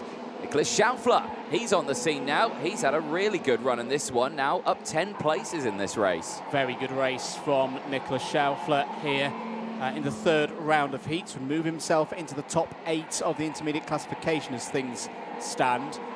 Mackie and Kostoya would be going back to 1st and 2nd place where they were overnight after 2 rounds. Kelleher would be 3rd as things stand. Mins to 4th, and Drew Waltz, Devin Waltz, apologies, also moving up to 5th. There's your race leader, Harrison Mackie, as he has been pretty much for the whole weekend. Let's have a look at a replay. This was Kelleher on Kostoya into turn 3. There is the contact. It's now, David, 62 and 7 at post 3. 62 and 7, post 3. There is what happened between Kostoya and Kelleher. And I tell you what, they're going to have Nicholas Schaufler to deal with on the last 2 laps of this race as well, because the Austrian for DPK Racing, a beautifully liveried machine, is closing in quite rapidly there. Isn't he fastest lap of the race from Daniel Kelleher? 59.758. That is going to be information of very keen interest to those in the paddock. Down the inside, Schaufler for 3rd place. He's got it. Brilliant move by the Austrian. Could see him squirming on the brakes there, trying to find the grip. He did find the grip. Beautiful move past Kostoya. Yeah, superb effort here from these drivers. I've got to say, Kelleher's closed in on Mackie here. Mackie just ahead. He has not disappeared here. So Daniel Kelleher, with that warning flag, of course, is going to think, can I get into the lead and break away here? With the time he's got remaining, I don't think there's any chance of that one. You can see where he started, P10, currently 2nd place. He's gained 8 places. That warning flag is in a little bit of bother with the race control team and, of course, our race director and stewards, but he is still having a very good race in this one as we go on to the final lap. Schaufler with the fastest lap of the race. He is closing in as well. Once again, final lap of the race. Everyone is on wet tyres. It is a dry track. We just can't call it this weekend, can we? It's been absolute carnage for these drivers and mechanics as well, who've had to deal with these conditions. Just a handful of corners to go for these drivers. Mackie at the moment is holding on to it, but Kelleher can't find a way through. I suspect it's probably going to stay like this. You can see Mackie is just backing everyone up here. He wants to keep his winning streak going. And out of the final corner, I think the answer to that winning streak will be yes. It will be a run to the line for 2nd place. Kelleher will hold on to it, though, by a fraction of a second ahead of Nicholas Schaufler. Kostoya will round out the top 4 ahead of Devin Waltz. Then it's Jus Mulder ahead of Roman Kamyab. Kanisk Rao, 10 places gained, finishes in P8 ahead of Lev Krutilov in 9th place, 7 places. Makar Savalev finishing in the top 10. Iskander Solfikari, you saw just a brief moment there. He did see a warning flag, but he's up 14 places in 11th place. Jacopo Martinez as well, 14 places gained. We've not said much about Jacopo Martinez. No. He's a quick driver. He didn't have the best weekend, but he's up those places and he finished in P12. Yeah, he's pushing himself into the mix there with those kind of results. There is your result. Mackie wins once again. He's driving with such confidence right now. Knew he needed to control that one at the end, but didn't get too tight. Made sure that he had that positioning on the circuit that was really, really important to see that one through to the end. 21 finishers in that one, a number of retirements. Peldes, Dudkovsky, Nagy, Lopez, Marin, Neto, all retiring, and also out on lap 1, Alfie Slater, Paul Andriotis, Archie Lovett. Crucially, Dries van Langendonk, championship leader, is having a very, very difficult weekend. He certainly is. But this man here is having a much better one. That is now 3 for 3, 150 intermediate classification points for that man there, Harrison Mackie, his older brother Lewis Mackie, his mechanic this weekend. The brother duo team for the Fusion Motorsport really pushing strong this weekend and this season as well, despite the fact he's not in contention for that championship.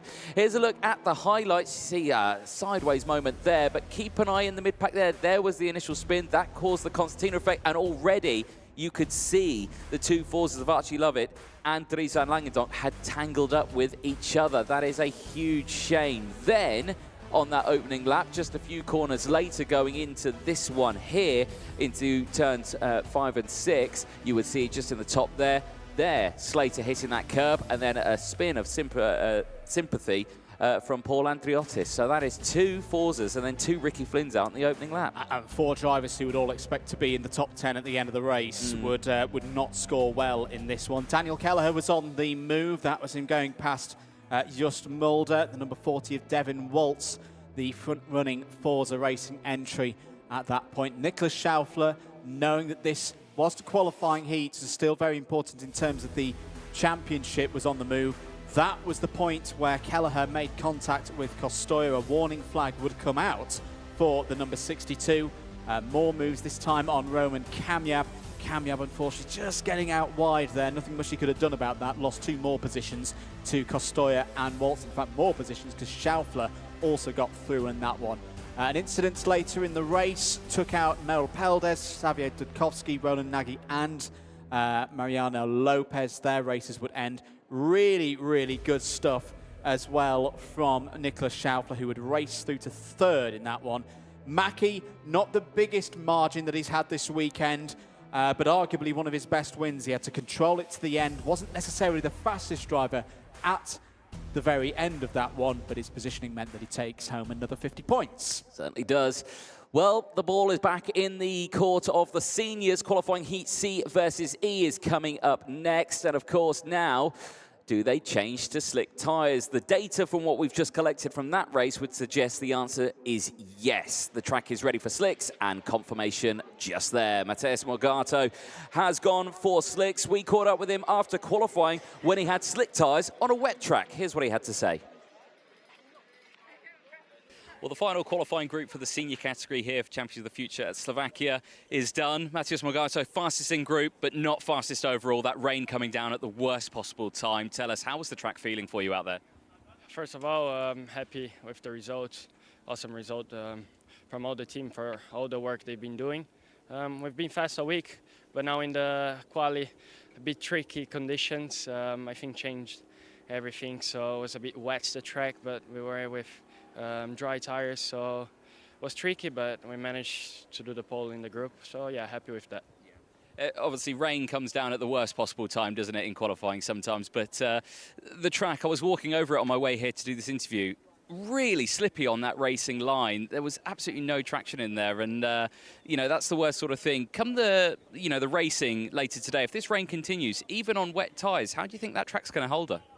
Oh, I think we'll be slippery always. I don't think the track have that grip in the rain.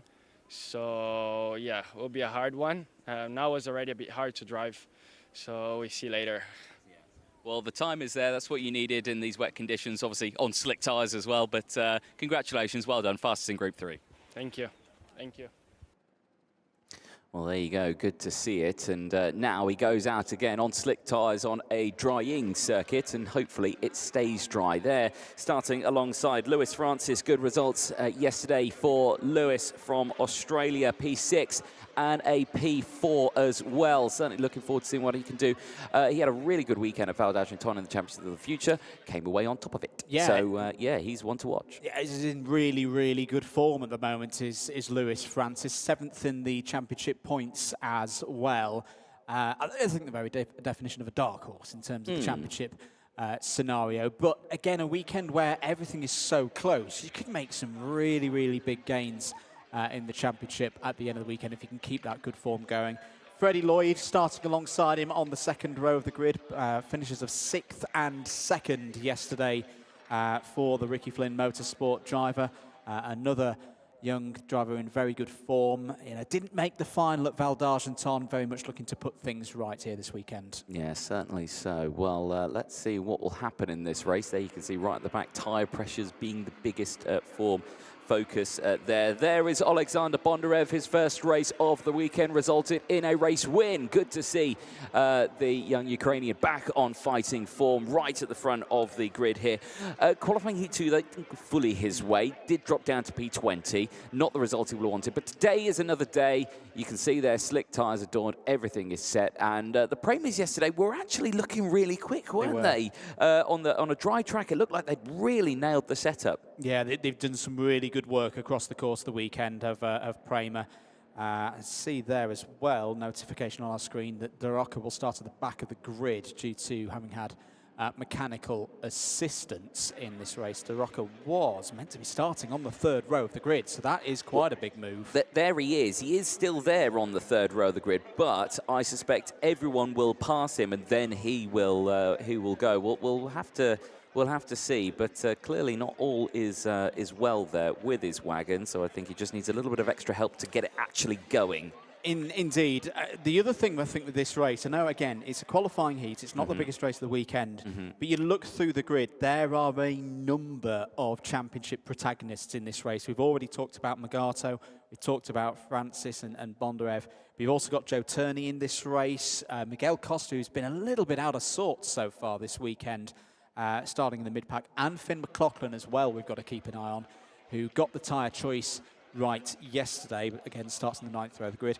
Very interested to see how Vivek Kanthan gets on in this race. 5th and 13th yesterday for the young American. Again, really impressing in his first season at this level.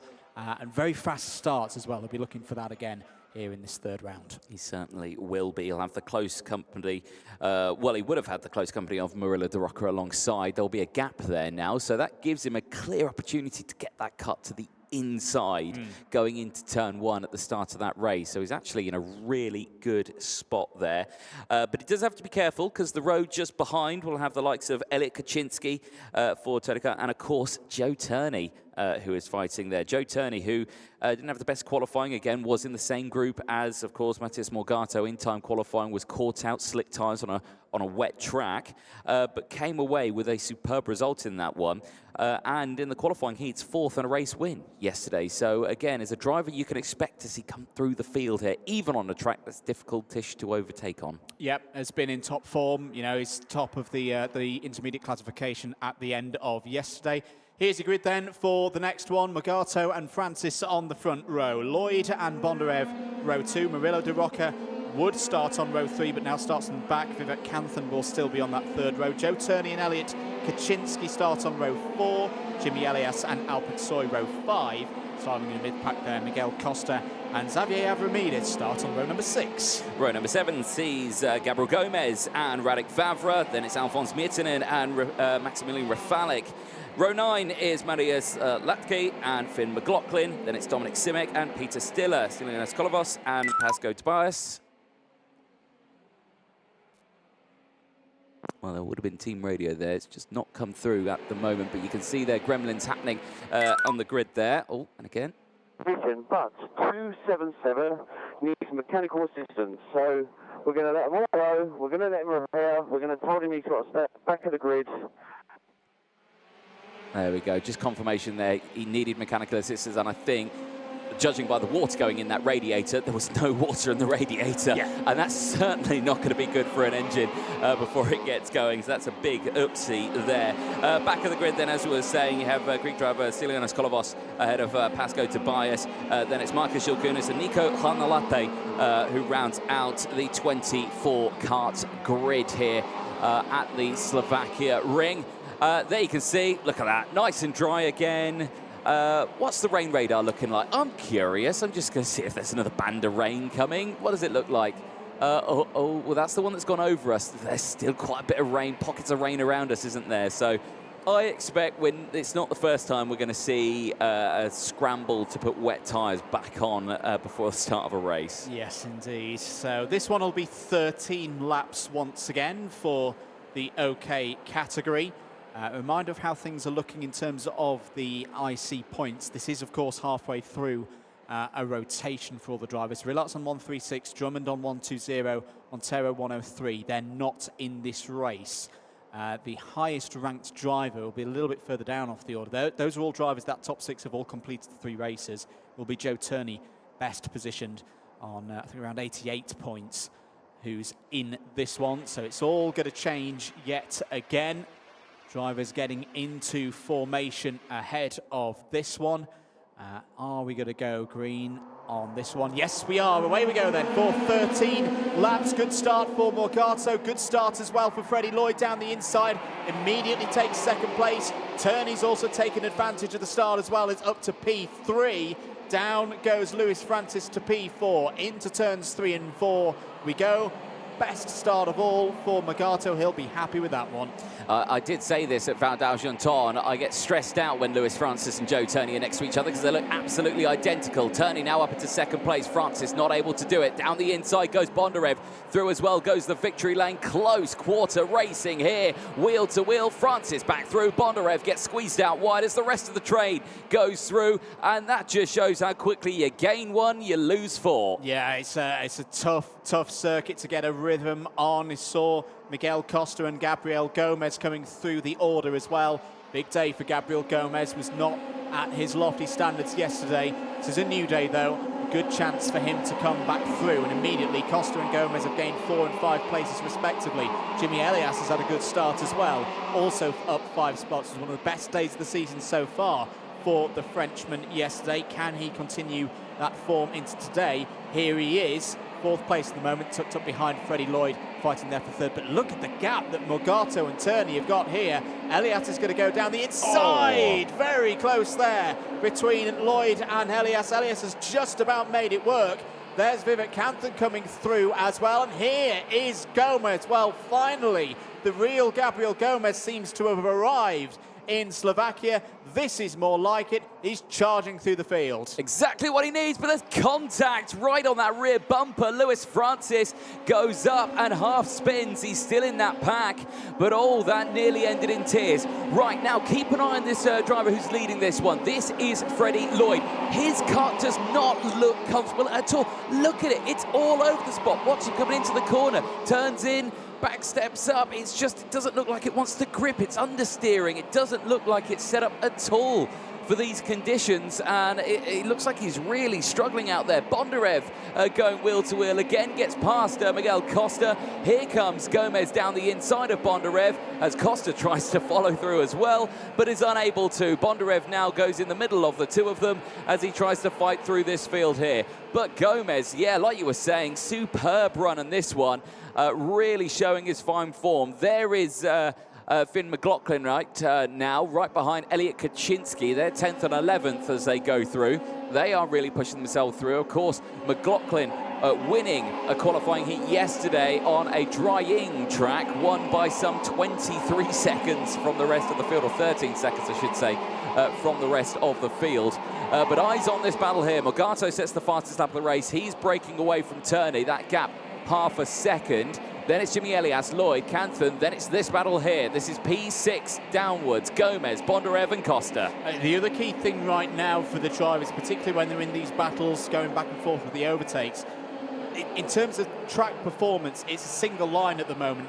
Gomez had a really, really lurid moment coming through turn number 10 last time around. If you get off that main racing line, there is not a lot of grip out there right now. The track's running, albeit definitely in a slick condition, about 2.5 seconds off the pace of true dry running right now. It will grip up over the course of the next few races as long as there's no more rain. Very, very tricky conditions right now for everybody out there to keep it on track. Good battle this for 4th place. This is Freddie Lloyd and Vivek Kanthan. Vivek Kanthan trying to find a way through there in the Paralin. Gabriel Gomez, new fastest lap of the race, 51.966 seconds. That's the fastest lap that we've seen so far in race trim. so far today here at the Slovak Karting Centre. We're on lap number 5.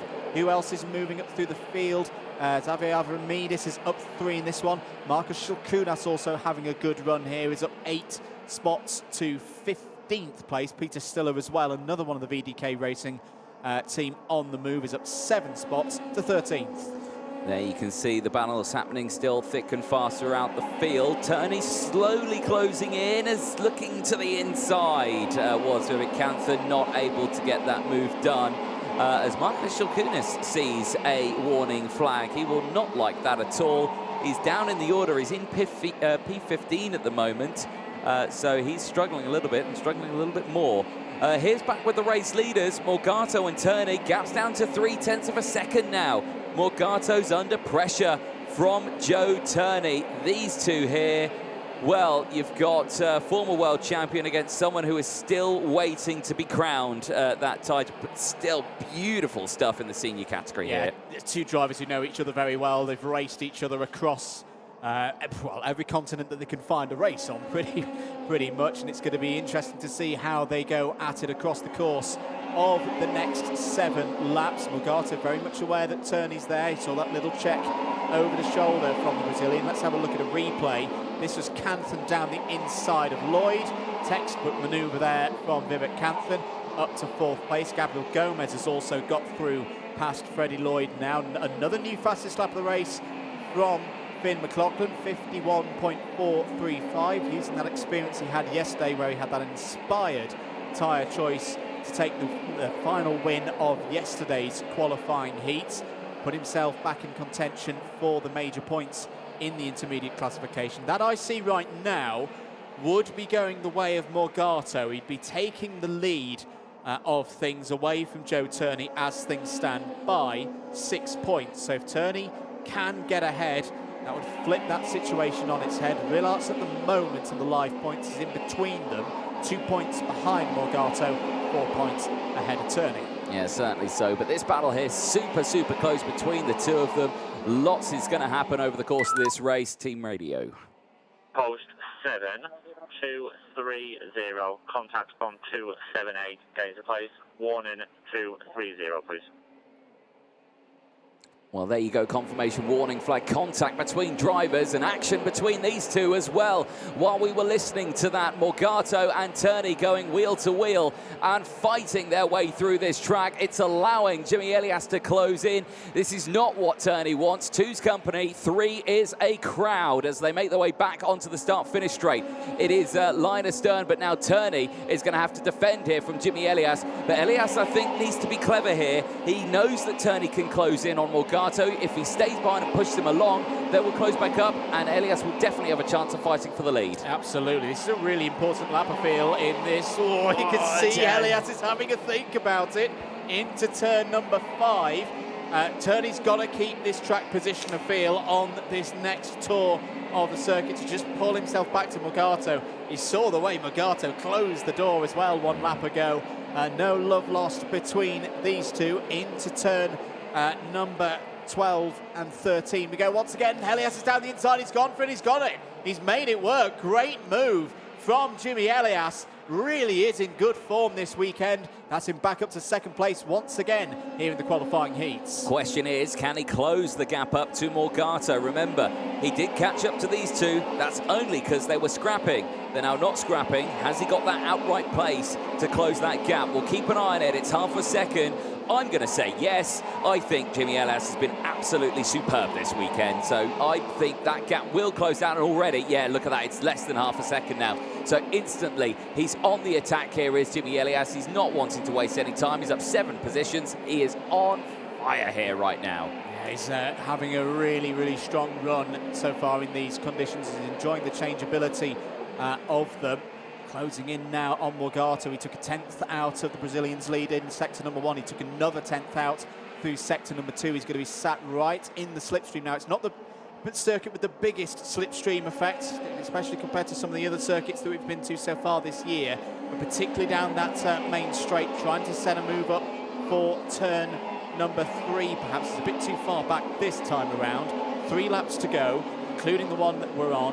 Warning flag 256, Ostilianos Kolovos. Kolovos currently down in 15th place on the road, so that's going to undo a bit of the work that the Greek driver has done. Was up 6 places from where he started on the grid up to that point. New fastest lap as well from Finn McLaughlin, 51.156 as Elias closes in now on Morgato. This is the region of the circuit where he made the move on Turney a few laps ago. Morgato keeping him at an arm's length right now, though, into turn 14, immediately into turn 15 as it tightens once again onto the pit straight. This has been one of the best shows in 2024 so far from Jimmy Elias, but has he got enough to get past the former world champion? That is the ultimate question, and I think we're going to find that one out as Morgato is going to start to go a little bit defensive now. He is aware that it's Jimmy Elias. In fact, he might not think it's Jimmy Elias. He might think it's Turney. I don't think he's actually looked behind yet. Now he has. Now he knows it's a victory lane card, and he did a double check there to think, wait, hold on, you're not Joe Turney. Right, okay, we've got another driver to deal with now. So Jimmy Elias right there. Now Turney's closed in. Vivek Kanthan's closed in.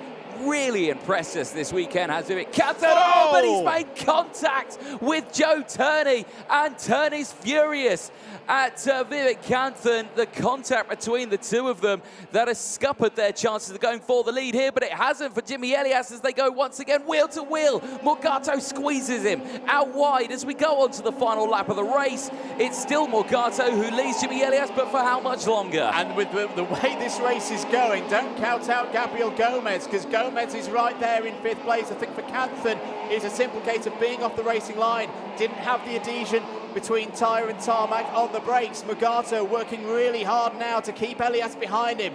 Could that give an opportunity to Turney and the others? Into turn number 7 they go now. Turney is definitely back in it. Kanthan's back in it. Gomez is there as well, waiting to pick up the pieces. We're on the final lap into turn 11. Once again, Gomez is trying to go around the outside of Kanthan. Kanthan shuts the door. Warning flag for Vivek Kanthan. You'd imagine that is for the incident 1 lap ago. Is Morgato going to hold on? Turney's trying to throw it around the outside, opens the door for Kanthan. They're going to be side by side. Morgato is going to take a pulsating victory from Elias. Turney 3rd, Kanthan 4th, Gomez 5th. What a race. Note to self, set alarm for finals, because if we see that again, I want to be a part of it, because wow, wow, wow. Morgato, Elias and Turney, superb driving there. Vivek Kanthan, Gomez just squeezing it in the top 5. Of course, Kanthan getting that warning flag, unfortunately, for the contact. Avramidis finishing in P6 for ahead of Costa. Bondarev from McLaughlin up to 9th. Kaczynski rounding out the top 10. Francis Stiller, Vavra, De Rocca recovering back to P14 after starting from the back on that pre-grid. Kolovos rounding out the top 15. Drivers make their way back in to Parc Fermé. Of course, all those results provisional, of course. But what a race that was. That was superb. I did not expect Turney to be right back on that lead battle at the end of just 1 lap after I thought he was out of the race. Absolutely. But I think it again shows, we said before the race, didn't we, there were a lot of big hitters in that one, and they all came to play there. That leaves the intermediate classification at this point in time looking like this. Morgato takes the lead, 138 points from a possible 150. Rillart's 2 points further back. Then Joe Turney and Jimmy Elias both on 129. Zach Drummond on 120. Finn McLaughlin now 6th on 110. Montero and Hannah completing the top 8. There is, of course, still a race to go. Let's have a look at some of the highlights then from that, what arguably was the race of the weekend so far. Good start for Morgato. Good start for Lloyd, as well as Lewis Francis was side by side with his teammate Joe Turney. Joe Turney would find a way past Freddie Lloyd pretty quickly as well. Freddie Lloyd's kart really struggling, particularly with front-end grip. Everybody trying to find a way through, including the likes of Bondarev.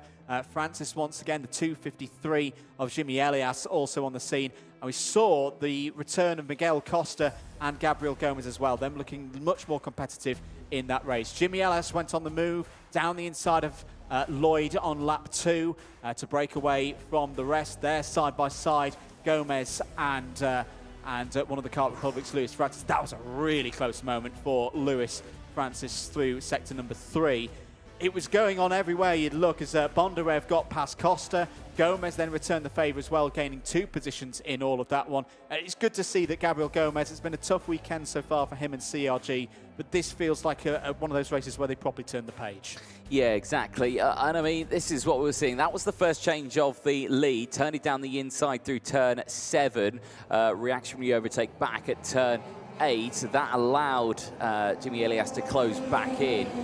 You know, brilliant run of races he's had so far this weekend as he really tried to push through. He got the overtake done on Turney in towards turn number 12. That was nicely done. Turney tried to fight back, but then that mistake there from Canthan, like you said, just over-rotated. He was off the racing line. There was no traction under his kart, and he just went sideways. Then this battle here between these two, you can see going across the line, Morgato just holding on to it, but such a close race. And if those drivers are in the final at the end of the weekend, I'm all about being part of it. OK, Junior qualifying heat A versus D is coming up next. It feels a shame to go to a different race. I want another one of that one, but we'll have to wait a little bit later on. There you can see all slick tyres once again, but you can see there one new slick tyre, and that is on the 133. Philippe Rice, he's only put one new slick tyre on. So that means potentially he may have had a puncture in one of the other races, and it's actually a replacement tyre, which is part of that race. Race is getting going straight away. Let's take you through the starting lineup for this one. William Kalija, who was outright pole sitter in qualifying, has not come away with the qualifying heat wins thus far this weekend. Will that change today? We'll have Arjun Crailing alongside. Luke Cornder and Asher Osteen go from row 2. Oliver Kinmark and Noah Baglin. Baglin disqualified from his first race, but took a race win in his second, starts alongside. Rocco Coronel and Branislav Rentke go from row 4. Then it's Vladimir Ivanikov and Kirill Fairhand on row 5. Jared Clark from Bosco Arias, from Filippo Pancotti and Dean Hugendorn on row 7. Remy Samchek and James Anagnostiadis on row number 8. Lucas Konopka and Klara Kowalczyk go from row 9. Henry Domain and Oliver Rasmussen on row number 10. Alex Malota and Bruno Grick on row 11. Sebastian Lettimaki and Jean-Matteo Rousseau start on the 12th row of the grid. They're ahead of Amir Sabarov and Felipe Rice there on row 13. Kasper Reipold and Martin Lickner start on row 14. Completing the top 30, it's Alexander Dahlström and Mats van Rooyen on row 15. It's 31 kart field completed by Max Endicott there on row 16. There are your points. This is the last race of the 3rd round for everybody in their qualifying heats in OK Junior. Mackie and Kostoya looking pretty good right now. They will hold those positions irrespective of what happens in this next race. They're all important races, of course, Anthony, but this one in particular, there's no driver, as I'm looking through the results of everyone in this race so far through the 2 rounds that they've competed in, there's no driver that's had an absolutely standout performance. I think the best, you're probably looking at Jarrett Clark, who's back on the 6th row, has got 2 top 5s. But it's again that scenario where, you know, Noah Baglin's probably the best example of this, a win, but then also a disqualification. This is a good opportunity for all of these drivers to take big points and elevate themselves up the order, not just versus drivers in this race, but also who've completed these next 3 rounds. This could be a bit of a feisty one, I feel. It certainly could be. We'll have to keep a close eye on this one. So many drivers with a chance of really making some good moves here as the field gets slowed down in towards turn 14 and 15. That looks like one corner, but actually that first apex is turn 14. Then it's turn 15 on the second apex. Into the tram lines, lights are green. We are away and racing. Down in towards turn number 1. Great start from the inside road, but a little bit of contact and pushed out wide. Goes the race leader, William Kalija. There's contact. It's James Anagnostiadis who sweeps back into the circuit, and there's more carnage in the background. So many karts off the circuit. Marshall's on the scene rapidly, but so many karts. Who have we got there? We've got the 56, the 85, who's there as well. So that's Amir Sabarov, one of them. The 85 is Max Endicott, and there's a couple more karts there as well. I couldn't quite see the numbers. Read them off. Yeah, Pancotti, Konopka, Sabarov, as you say, Lickner and Endicott all have not come through sector number 1. And I think coming through the order, it's Oliver Kinmark in the number 35 for Koski Motorsport, who's taken the lead in this one. The Swedish driver had a solid day yesterday, 3rd in his first race, 13th in his second one. Rocco Coronel through as well. Well, Rocco Coronel was on for a very good finish in the first race yesterday. He was up there fighting for third place, double waved yellows through turn number 2 for the clearance of the first lap incident, but was a little bit too ambitious on a second move, going for second place, span out, ended up P31, came back well in the second set of races, up to 8th place. This is exactly what I'm talking about in terms of drivers who, with a good result in this one, can push their way back up the order. This is exactly what Rocco Coronel's going to be looking to be doing in this race, and he's definitely closing in on Kinmark as well, could be going for the race lead. Jarrett Clark's had another good start as well, Anthony's arguably been the most solid and consistent of the drivers so far in Groups A and D. The moment is on for a third top 5 in a row. Still early stages. Yeah, certainly looking very strong there. Made a good move on that last lap as well, down the inside of turn number 9. Yellow's cleared now. Marshall's doing an absolutely superb job to clear the track. There's more Marshals running there. Is there more drama out on the circuit, or is it just getting back to position? I think it's just getting back to position. Here there, Coronel right on that rear bumper now of Oliver Kinmark. He does not want a repeat of yesterday. Like you said, we've been calling it every time we talk to the drivers, say overtaking around here. How do you do it? How do you get around it? I said, you've got to commit. You've got to commit to an overtake. If you hesitate at all, back out of it, because it's going to end in a crash. And the trouble we saw for some of the drivers yesterday, like 2 back-to-back moves through turn 5, you've got to commit down the inside. You've got to trust on the driver on the outside to give you that racing room. Otherwise, there's going to be contact at turn number 5. But for the driver on the outside, they know that there's really not a lot of grip on the outside. We saw William Kalija yesterday give that racing room and then just completely wash out wide. So in terms of self-preservation for drivers, I don't think there's going to be many of them out there who want to yield through that corner there, turn 5, which could in effect reduce the amount of overtaking that I think we see through there. It's a bit of a high-risk corner to go for a move. It is, and well, that brings us back to our favourite topic of race weekends, doesn't it? High risk, high reward, low reward, high risk, all of that. At this stage of the weekend, it's high risk, it's low reward. But later on in the weekend, it's high risk, but it's high reward as well. So, you know, at this stage, yes, you might think, just they'll think more about getting to the end of these qualifying heats versus at the end when a position like the difference between first and second really matters. That's when you see, I'm going for the move, I'm committing to the move. You know, Rocco Coronel, he did that yesterday in his opening heat, you know, because he wanted a good start and it didn't go his way. It happened into this corner here, just unfortunately contact and was out of the race. It dropped down to 31st in that one. This time around, he's going to go for it in the next hairpin, and that's how you do it. Committed, no drama, and it was good stuff from Kinmark as well. Didn't fight that one too hard. And if anything, he can latch onto the back now and really try and break away. Asher Osteen is there in 3rd place. He's really impressed in the CRG. He's pushing his way through. Baglin's still there in P4 as well. They're fighting their way through this field. Oh, indeed. Kinmark looking good at the moment in terms of the intermediate classification. Does lose a number of points on the live standings, but is still there in the top 8. There are your points as things stand. So Mackie and Costoya would retain their 1st and 2nd places that they had last night. It's Mins who's been the big mover in this round, is up to 3rd place past Kelleher, who's now there in 4th.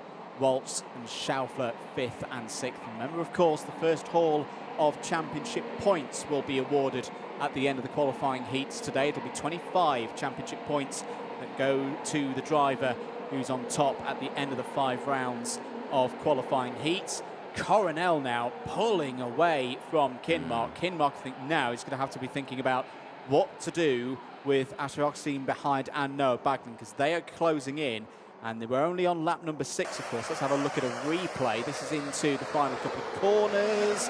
Once again, there's just no grip off the racing line there. That was at the 126 of Branislav Renka going for a bit of a slide, but able to keep it on the road at least. Still not optimum conditions for the drivers. 52.709. Currently the fastest lap from Gian Matteo Russo in this race. Still 1.5 seconds off the pace that we saw in time qualifying yesterday. Yeah, certainly so. There is Jean-Mathieu Rousseau with the fastest lap of the race now as well. Currently sitting in P10 in the top 10, up 14 places. So some really big movers in the field. The same can be said for Bruno Greek as well, of course, as Sebastian Letomaki. This battle here, though, is the one that we're going to be keeping an eye on. Rocco Coronel breaking away. Kinmark now becoming under pressure just a little bit. Here's a nice little scrap that's happening a little further down in the field. Arjen Kraling, Jarrett Clark and William Kalija. Kalija, your pole sitter, an outright pole sitter as well in time qualifying, has just been eluded that chance of taking a race win. That is, I think, the biggest shame for him. He's managed to get past Jarrett Clark now, actually. So he is ahead of Clark. Ivanikov has closed in now as well. So all of this is just starting to chop and change. Kira Fairhand now seeing a warning flag. He will not like that as a new fastest lap of the race as well. Going to Bosco Arias in P11. 52.495 for the Spaniard, back with the battle for the lead. I tell you what, Kinmark's coming back at Coronel here, just chipping away at the Dutchman's lead. It's less than 0.6 of a second now. Austin and Baglin trying to go with as well. End of the 8th lap of this 10-lap qualifying heat. 2 more to go. Kinmark, yeah, he's definitely coming back here, Anthony, because he's having a strong run in the second half of this race. Lead back down to 0.4 of a second now to the nearest 10. Yes, indeed. Nicely done. We're on lap 9 at the moment. We're going on to the final lap on the next lap. Is Kinmark closing in on Coronel here? That gap coming down. Yes, it is. So we could have something on here. But like you say, time will tell. Time will tell, Andrew, in this one. The sun, though, shining. There's some blue sky over the circuit. It's looking absolutely superb here now once again, which is, again, a testament to the rapidly changing conditions that we have here at the circuit. It's really hard to make a call here. You can see there is some dark clouds looming over in the background again.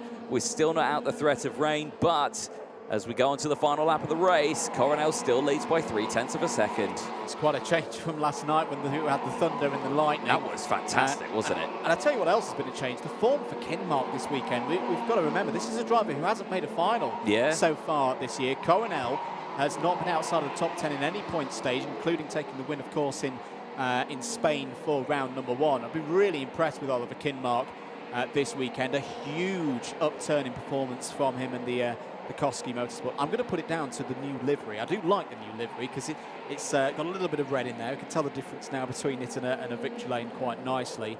It's probably going to be second place in this one. Coronel is just holding him off there. This has been a good drive from both of these pilots. Rocco Coronel is going to put himself into contention. First time we've seen P1 this weekend for Coronel. Kinmark again in second place. A very good score from him. Oxley and Baglin 3rd and 4th. And Arjen Kraling scores well again. That's 3 top 10s now for Kraling. That 5th place to go with his 10th and his 2nd from yesterday. Yeah, certainly so. Good stuff then from the field. They will make their way back to Parc Fermé, of course. All those results provisional, of course. Clean-up operation needs to happen out in the circuit as well. There is a handful of stricken karts out there. But let's take you through the end of that race. Coronel from Kinmark, Osteen from Baglin, Kraling from Clark. Then it's Ivanikov from Bruno Greek up 14 places. Bosco Arias from Rousseau gaining 14 places as well. Kalija dropping down to 11th place. He will not like that at all. The Australian had Sebastian Letomaki just behind. 11 places gained into the top 12. Rasmussen from Anagnostiidis, Malota from Hugendorn, then it's Remy Samchek from Mats Van Ruin up 12 places. Van Ruin with the CRG team this weekend, a change from the Ward Racing team. Clara Kowalczyk and Kira Fairhand rounding out the top 20 from Kasper Reipold. Then it's Alexander Dahlstrom ahead of Luke Kornder. Felipe Rice rounding out the 24 finishers in that race. The retirement. Branislav Rentka, unfortunately, one of the retirements, had some good results yesterday. Well, 19th and 24th, but now this time 25th place. Pancotti from Konopka Domain Sabrov. Here's the highlights. And, well, that is not the start for Kalija at all, was it? No, it wasn't at all. Lost a number of positions. Anagnostiidis on the grass. This is where we lost a number of drivers on lap 1. Poor drivers at the back, nowhere to go there. That would where we see the end of Endicott, Lichner, Sabarov, Domain, Knopka and Pancotti's races all on that first lap. On to lap number 2. The race started to get into a rhythm. This is a good move from Coronel on lap 5 to take the lead away from Oliver Kinmark. They would run in that order through to the end. A bit of drifting for the 126 of Branislav Renke out wide there through turn number 15. Unfortunately, Renke would be another retirement. Kinmark fighting back also through the course of this race. This was on lap number 4 ahead of Coronel. That was before the move that we saw for Coronel taking the lead of the race. And another really solid score for Oliver Kinmark across the course of this weekend. The Swedish driver having the strongest showing so far this year in Champions of the Future 2024. One more race to go in this rotation, Anthony, and it's back to the OK category. Groups A and D heading out on circuit shortly, of course. They certainly will be. There you can see the sun shining, the hard-working... Look at that, even jackets coming off. It's getting a bit warm out there, isn't it? So certainly you can see that the conditions are improving for the next race. Like you said, it is qualifying heat A versus D. Back with the senior category that will be coming up next. News from the grid, front row. Switch sides. Ooh, okay. So we've got Jindřich Peschel, who was outright pole in qualifying. The driver from Czech Republic is decided to switch sides. So essentially, on a clockwise circuit, that would be the pole side. But we're on an anti-clockwise circuit, which means he'll be on the outside. We caught up with him after qualifying when he would put it on pole.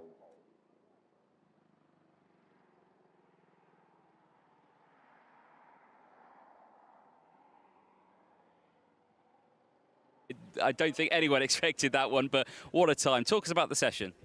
Well, yeah, it was very difficult because, you know, the conditions are quite difficult today. It was raining and dry and rain and dry.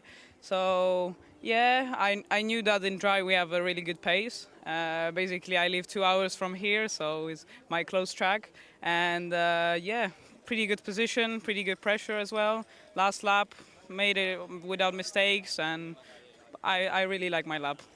Well, I think everyone else in the team really likes your lap as well. Sub 50 seconds, that is a superb time. We weren't expecting a time that quick because it was raining during your session. So that is, I think, a testament to show how much traction there is on track itself. Is it quite grippy out there still? Yeah, it is, but you know, it's always like that. When it rains a little bit, if it's not too much, the track is quite fast. I wasn't expecting also to make a 9.9. I was expecting around a 50.2, but it was a really good lap, I like. There's one more qualifying group to go. Are you confident that that time is enough? I hope, yeah. Well, I think so, but we'll see what you can do. Best of luck and congratulations. Well done on the time. Thank you. Well, qualifying Group 2 for the senior category, and it is, well, a new pole sitter. Great to hear there from Jiri Peschel out there in timed qualifying.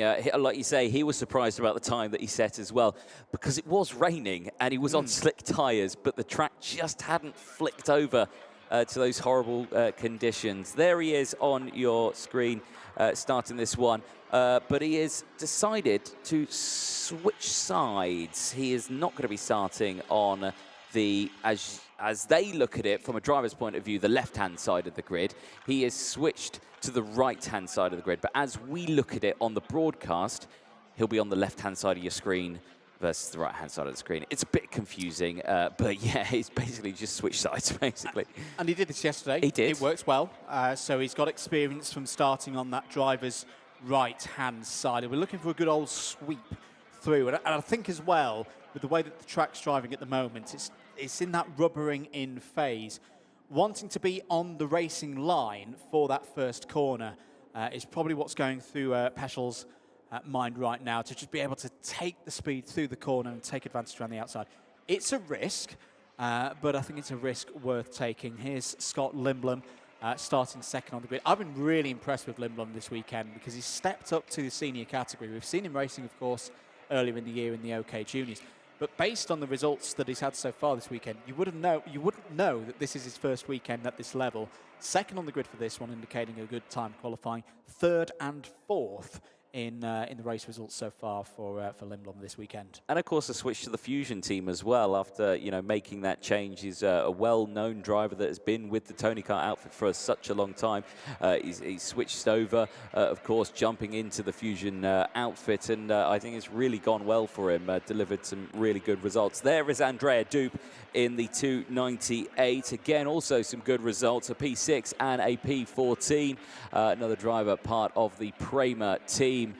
Really curious to see what he can do on this one. Had some good races yesterday, but did struggle at the start. But now it's a clean, dry circuit. It's what it needs. The rubber's getting better on the circuit. It's getting faster. I reckon we could see a good race here. And one of those drivers in terms of championship is a wild card. This is the first time he's run this season. So he's got nothing to lose, in contrast to Thibaut Ramekers, of course, on the opposite side of the grid, who's second in the point standings. Here is your grid then for qualifying heat A versus D. Yuri Peschel and Scott Lindblom on the front row. Andrea Dupe and Thibaut Ramekers on row 2. David Kozma-Christopher and Dmitry Matviev on row number 3. Jakub Kamenik and Matt Corby on row 4. Guy Albach and Michael Adair on row number 5. They're ahead of row number 6, Tom Dussol and Aaron Garcia. Row number 7 sees Louis Iglesias and Annie Consani, Noah Wolf and Casper Henriksen round out row number 8. Ian Eichmans and Guillaume Bouzard go from row number 9, with Tame Soleil and Grayson Skulinov running out the top 20 on row 10.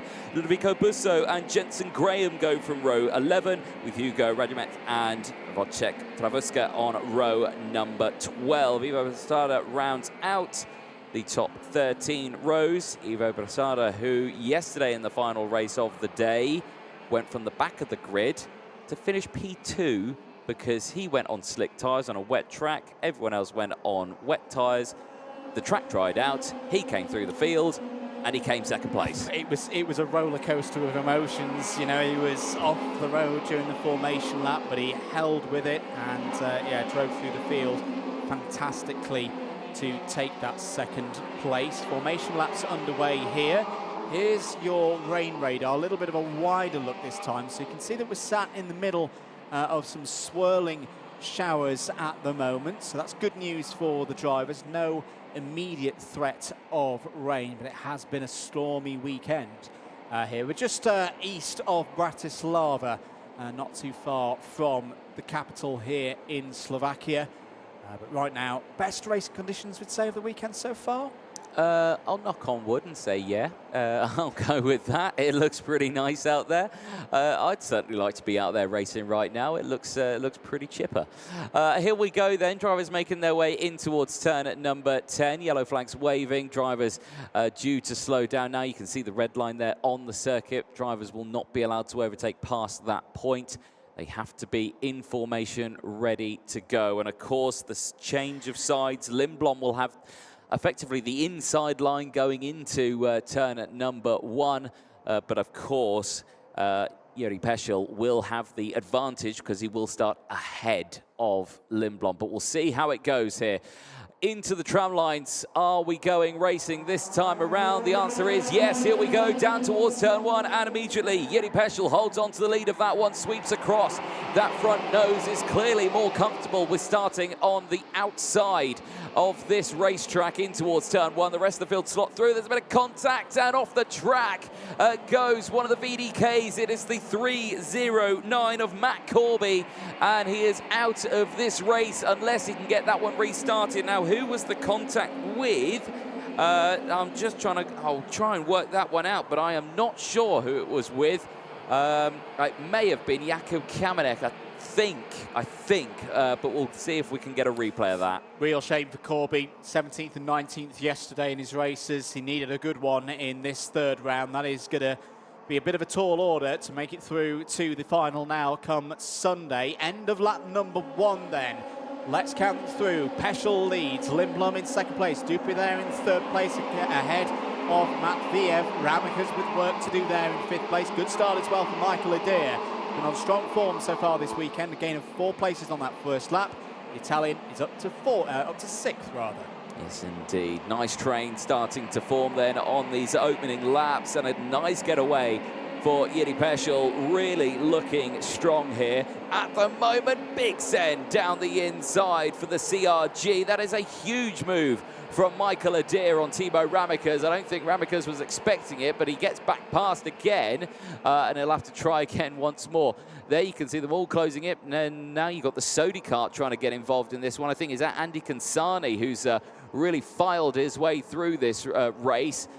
Brilliant stuff there in the background, but off the track and round, and in the middle of the circuit goes Michael Adair. He will not like that at all. He is okay, and he keeps going, but that is a huge, huge moment. That's the first time I've seen that this weekend. That is the first time. The circuit really drops off at that point, and Michael Adair having the full force of the curb affecting him there. He's done very well to get it back on circuit and keep it going, but he's down in 19th place now. We're on lap number 3. It opens the door for the likes of Matviev and Ramikers to gain. But look at the pace of Yuri Peschel right now. Moves himself up to 2nd place at the moment on the live intermediate classification points with where he is on circuit. Can't go past Magata because he's already scoring the maximum number of points. Is backwards there. That's David Cosma Christopher having real struggles. A number of the KRs and the CRGs coming through in that one. So Peschel leads from Lindblom, Dupé 3rd, Matviev and Ramikers now in the top 5. Louis Iglesias, Andy Kansani and Noah Wolf are flying through this order. They've all gained 6 places each, and they've been latched onto as well by Tame Soleil. Tame Soleil currently your biggest mover in this race. A gain of 9 for the Sauber Academy driver. He's up into the top 10. Certainly is. There he is on your screen right behind Noah Wolf. You can see these two really pushing their way through here. Wolf needing some good results here. Here's a replay of that start, and yeah, just on their inside curb. What is the number? It was Kamenik, 264. Yeah, it was. Yeah, unfortunately for Matt Corby, who has not been able to get restarted as well. He is out of that race. That's driver fault, that one. That is for Michael Adair. That was all by himself, and you can see, as soon as that front tyre grips, it just rotates. That is superb. That's a fantastic recovery there. Recovery of the weekend so far. Absolutely.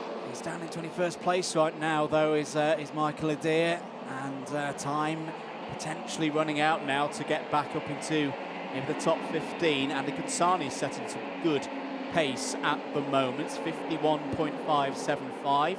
So some very good race pace from Andy Kansani last time out in France for round number 2 at his home event. But here in Slovakia, looks like that form is continuing, currently in 8th place. Here's the battle for 2nd. Lindblom and Dupé, both not in championship contention. For Lindblom because of that move from the junior category here to OK. For Dupé simply because it's the first time we've seen the Italian so far this season. They are giving it their all right now to try and close in to Hendrik Peschel. You can see on the qualifying heats league table there, has moved up to 2nd place in the live points. If he can hold on to this lead. But again, it's so close this weekend. If he was to lose it, he'd slip behind Rilot.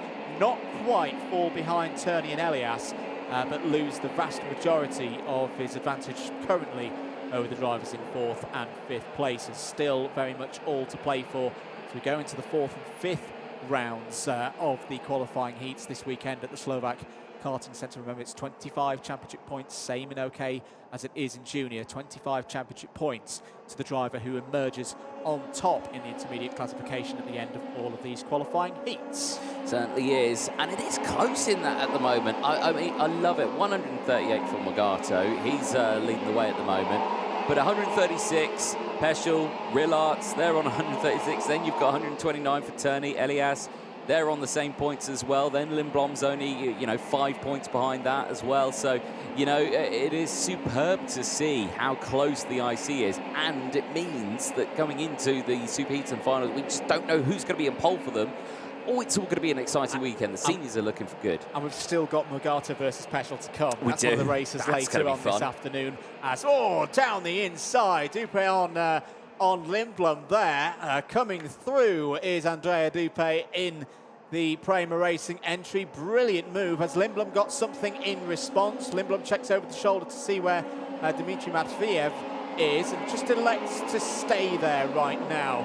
Does Lindblom. Doesn't want to fall too much into the clutches of those behind, particularly Timo Ramikers, who we know from the course of 2024 loves to get the overtaking shoes on in the second half of a race. They're not catching up to Peschel right now, though. Peschel's just pulled out another 10th of a second. It's up to 1.2 now for the driver racing for ASD Monster K factory team, who it should be said have done a brilliant job this weekend.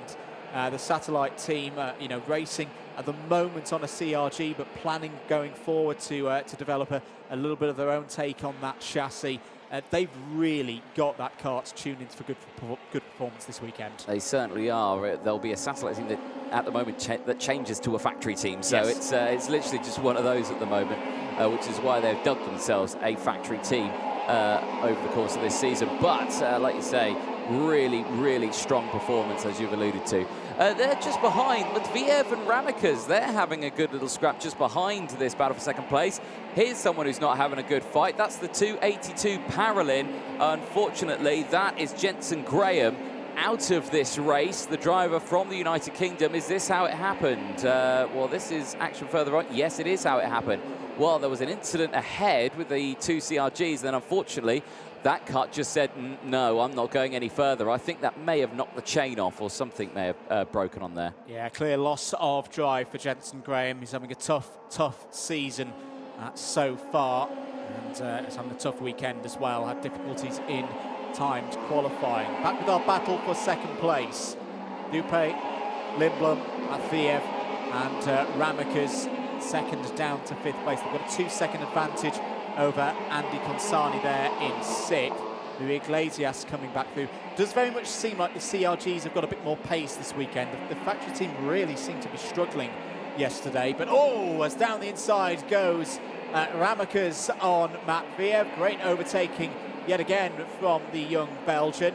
That's him up to fourth place now. But yeah, the race pace for the CRGs seems better today. I'm sure they'll have been looking over the data last night, going, what do we need to change? What do we need to get on top of here? It's a circuit that's still very new to a lot of the teams and drivers, and bodes well for the rest of the weekend.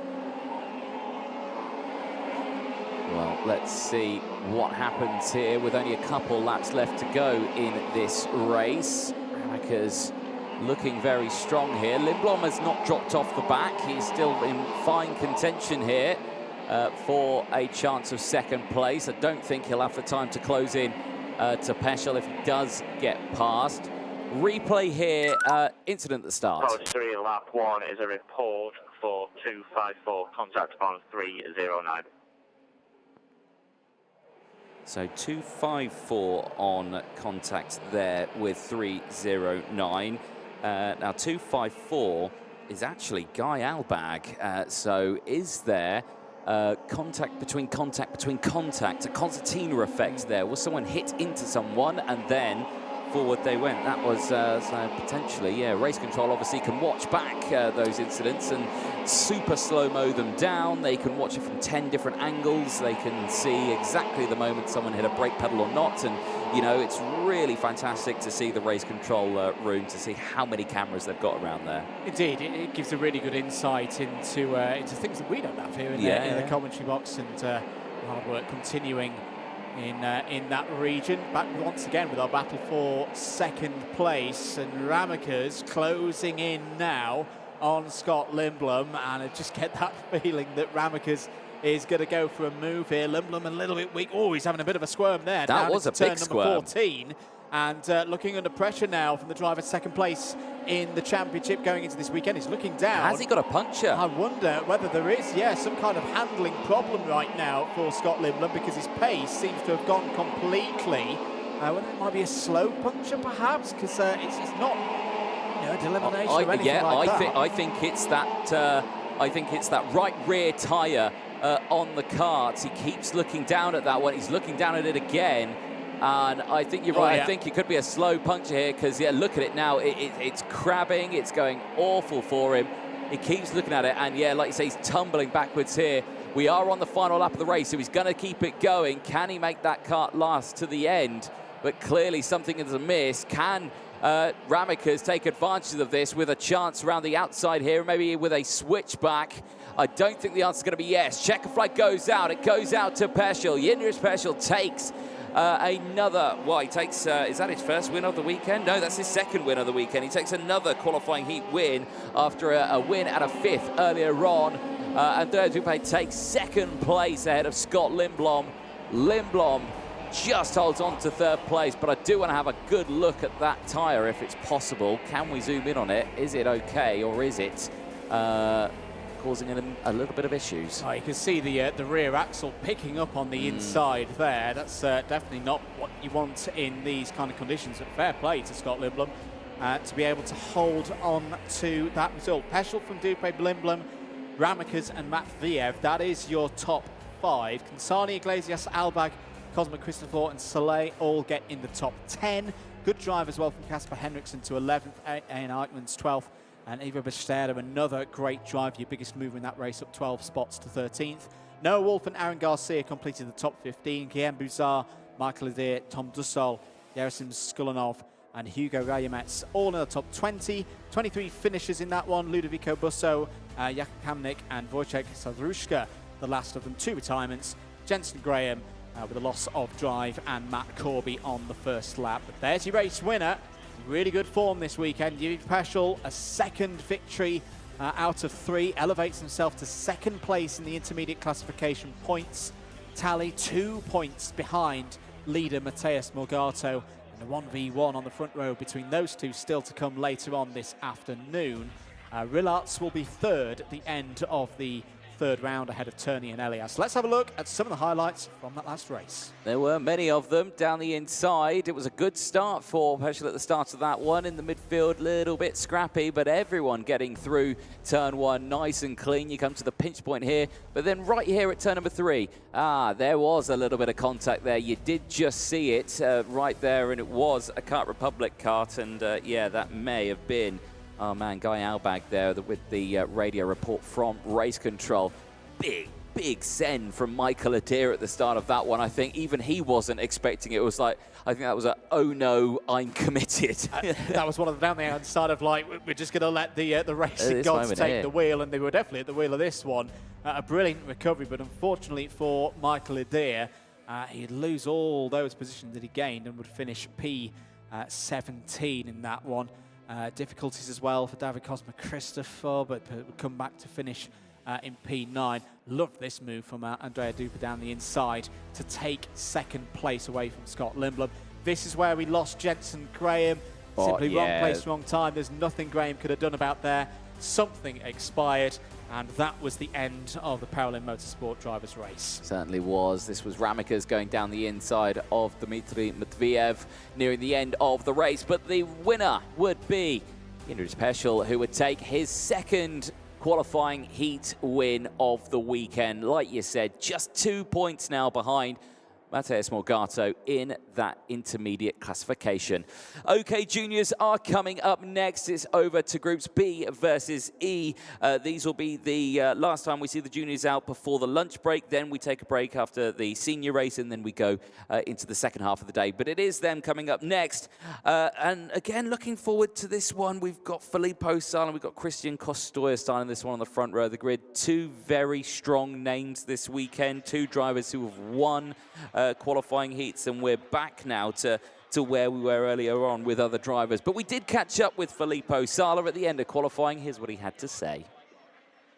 Okay, junior qualifying Group 2, Filippo Sala, fastest in group and outright fastest overall. 2 seconds faster than what Harrison Mackie did in the first qualifying group. And that time, well, that came out of nowhere, didn't it? You were P25, setting it up, and then all of a sudden that top time. Congratulations. Yeah, it was really hard. It was a bit of raining, but when I see everyone go slow, I start to push more. I overtake the group, and I take the good space to Costoya, and I make my lap. It was a very competitive qualifying, though. There were so many drivers going to the top of the boards there with putting in quick times, but you just eked ahead, tenths faster than the rest of the field. But is that really showing that how difficult these races are going to be, with how competitive qualifying is, with drivers going slow, looking for that clean time? These races, they're going to be a challenge, aren't they? Yeah, this race will be really hard because all the gap between one driver and the other is so close. So it would be like a big battle, yeah. You've got the benefit, though, of being at the front of it at the moment. There's obviously one more group to go, but do you feel confident now with the rain starting to fall that you've got pole position? Yeah, I didn't drive in the rain in the testing, but I hope it will be good, and I hope it will not rain for now. But it will be, how to say, a challenge. Yeah, challenging. Yeah. Wishful thinking while it's currently raining, but congratulations, Filippo. Well done. Thank you. Have a good day.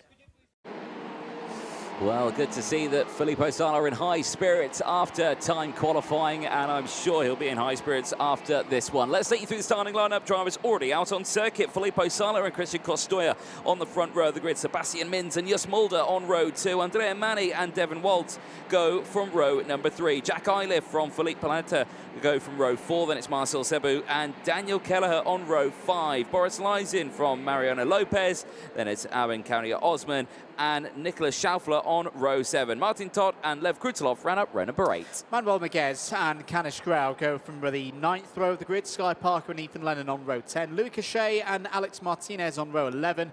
Tom Apodier and Merrill Peldes start on row 11.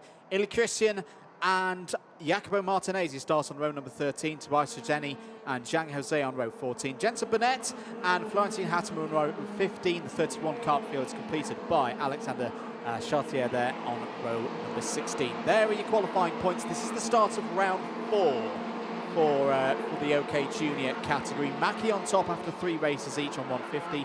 Costoya there as well. The best positioned driver who's in this race on 135. Mins just behind there on 120, also in this race. Of course, Kelleher, Waltz, Schaufler, Kinmark and Sala all in the top 8 right now. So who can get the best of starts here as we're really getting into the crucial times now for this first stage of the round. See Christian Costoya there warming the tyres of the number 7. A good opportunity from the front row of the grid. And Sebastian Mins get another good start here. Once again lines up directly behind his teammate. 3rd on the grid. Saw Mins get a great start last time out. Past his teammates Filippo Sala. Mins, who's taken a win, a 2nd and 11th so far in the 3 rounds that have been completed. Yes, indeed. Well, lots can happen on this one. We just don't know. There's Filippo Sala all on his own at the front of this one. He's needs to slow down just that little bit more to get everyone alongside him and in position. There we go. That looks a little bit better. He goes early. Now Costoya puts his hand up, and we do go round again. So it is a false start, and that means we can go over a little bit of what happened earlier on for these drivers. Remember, Sebastian Mins took his first win of the weekend earlier on when he finished in P1. So again, he's looking for a repeat of that. When he's in the best starting spot, he's on the 2nd row of the grid. He's right behind pole position, and he can get that line down the inside, can't he, straight away. He had that good result earlier on, and he needs to continue those good results because he did have that P11 yesterday, so he doesn't want a repeat of that. He's had a finish that's outside the top 10. It's not the end of the world, a P11, but it's not great, especially when other drivers are getting wins. No, it just takes your margin for error away a bit, puts the pressure on. But we have seen Mins have this at times earlier on in the season. He's been unlucky so far this season in the Champions of the Future season. Some points on the board are well overdue, but we've seen him race enough to know that when he can put it all together, he can get a very, very good score indeed. And it could be a helpful hand to the other RFM drivers in the higher reaches of the championship points at this moment. You see Jack Iliff there as well in the number 10, looking for another good result, 16th. And then 2/3 so far this weekend for the American. Keen to see how Devin Waltz gets on in this race as well, whether he can continue the run of form that's given him top 10s in every race so far. Are we good to go for the race? Yes, we are. Green lights, away we go. Brilliant start for Sala. Costoya straight into 2nd place as well. Mins did not get the whole shot from 3rd place that he did last time. Green flags down at Marshall Post 2. Has there been a problem at Marshall Post 1? Yes, there has been. And it looks like it's the 1-3-4. Martin Toth is out of contention in this one. Hopefully we'll be able to get back into the race with that one attempt to push start and restart there. No, it's not a good one that will be tough out of the race. Yeah, that is a big shame, especially on the opening lap. But the race continues, and as we head down in towards turn number 11, the double hairpin here. Hairpin number 1, firstly to the left, then hairpin number 2 to the right. Then coming into the final hairpin here now at turn 15, and it looks all good for the rest of them. Let's call them across the line. It is Sala from Kostoya, Mins, Mulder from Mani, Waltz, Planeta, then it is Eilif, Lysen, Kelleher, Sabu, then it's Schaufler from Lopez, Krutelov and Pradir, the top 15 at the moment. But still eyes going on here. Kostoya looking very quick here. Sala's not broken away here. No, he hasn't at all, and Sala trying to fight back, of course, in the intermediate classification. Kostoya knowing he needs race wins. He's already dropped 6 points earlier on in the weekend, and if he's going to keep Harrison Mackie honest through these remaining 2 rounds, he needs to be putting in maximum scores from here on in. Through and towards turn number 14 they go here at the end of lap number 2. Breakaway of 3, Mins, Kostoya and Sala.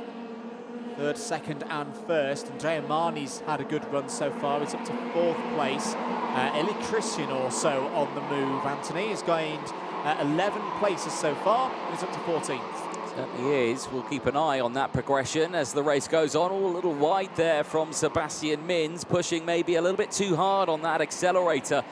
Just out of the corner, very easily done. The temptation to squeeze that throttle just a little bit more, but like you say, it's a narrow circuit here, so yes, you can put the power down, but you do need to be careful how much, because there's not a lot of runoff area here, especially runoff area that you could potentially use. Change for the lead down the inside. Christian Kostoya goes through into the race lead. Sala down to 2nd. And Sebastian Mins nearly had an opportunity to go through as well. Andrea Mani still there in P4. Jos Mulder just behind. And then you've got the likes of Devin Waltz, Jack Eilif, also all trying to get involved in this battle as well. And look at the train that's formed here. I think the top 7 are all in one big group there for the lead. This feels a little bit of a danger moment for Sebastian Mins, and that's why he's going down the inside on his teammate for 2nd place. But Sala's going to lose out there, not just to Mins, but to Mani as well. So Mani up to 3rd. Sala looking down the inside, very close there through turn number 7. Jack Eilif's going to be coming into play as well. He's formed up a Forza American duo with Devin Waltz. Can they get themselves up through the order? Keep an eye on Just Mulder as well. Has been quietly getting on with things so far this weekend. A couple of top 10s so far on his record. As oh dear, as the triple 1 there looks to be out of the race. That's Thomas Pradir. There's another kart involved. I think it's a Sodi. It might be Canis Grau. Canis Grau is in that same region of the order. Yes, it is. I think Marcel Shabo is also out. Thomas Pradir's switched teams, of course, for this weekend. It's just not going right for him so far, though, in the Tony kart. I think that's 1 attempt already for Pradir, and that will be the end of things in terms of being in contention at least. Warning flag for the number 99 of Mariano Lopez is down the inside. Goes Mani for 2nd place. Mins didn't fight that one too much. Didn't seem like he was able to fight that one too much. And is now, I think, down to 5th place. Yeah, indeed. Well, there you can see out of the race completely is Thomas Pradir and Canis Grau. Like you were saying, Pradir changing from the Victory Lane team now to Tony Kart. It's still, even with that change, it's not started well. Oh, running a little bit wide there and getting squeezed out. Was that Jack Eilif? I think it was. He's dropped down to 8th now in this fight. Right behind Sala, though. Devin Waltz looking like he wants to move up another position here.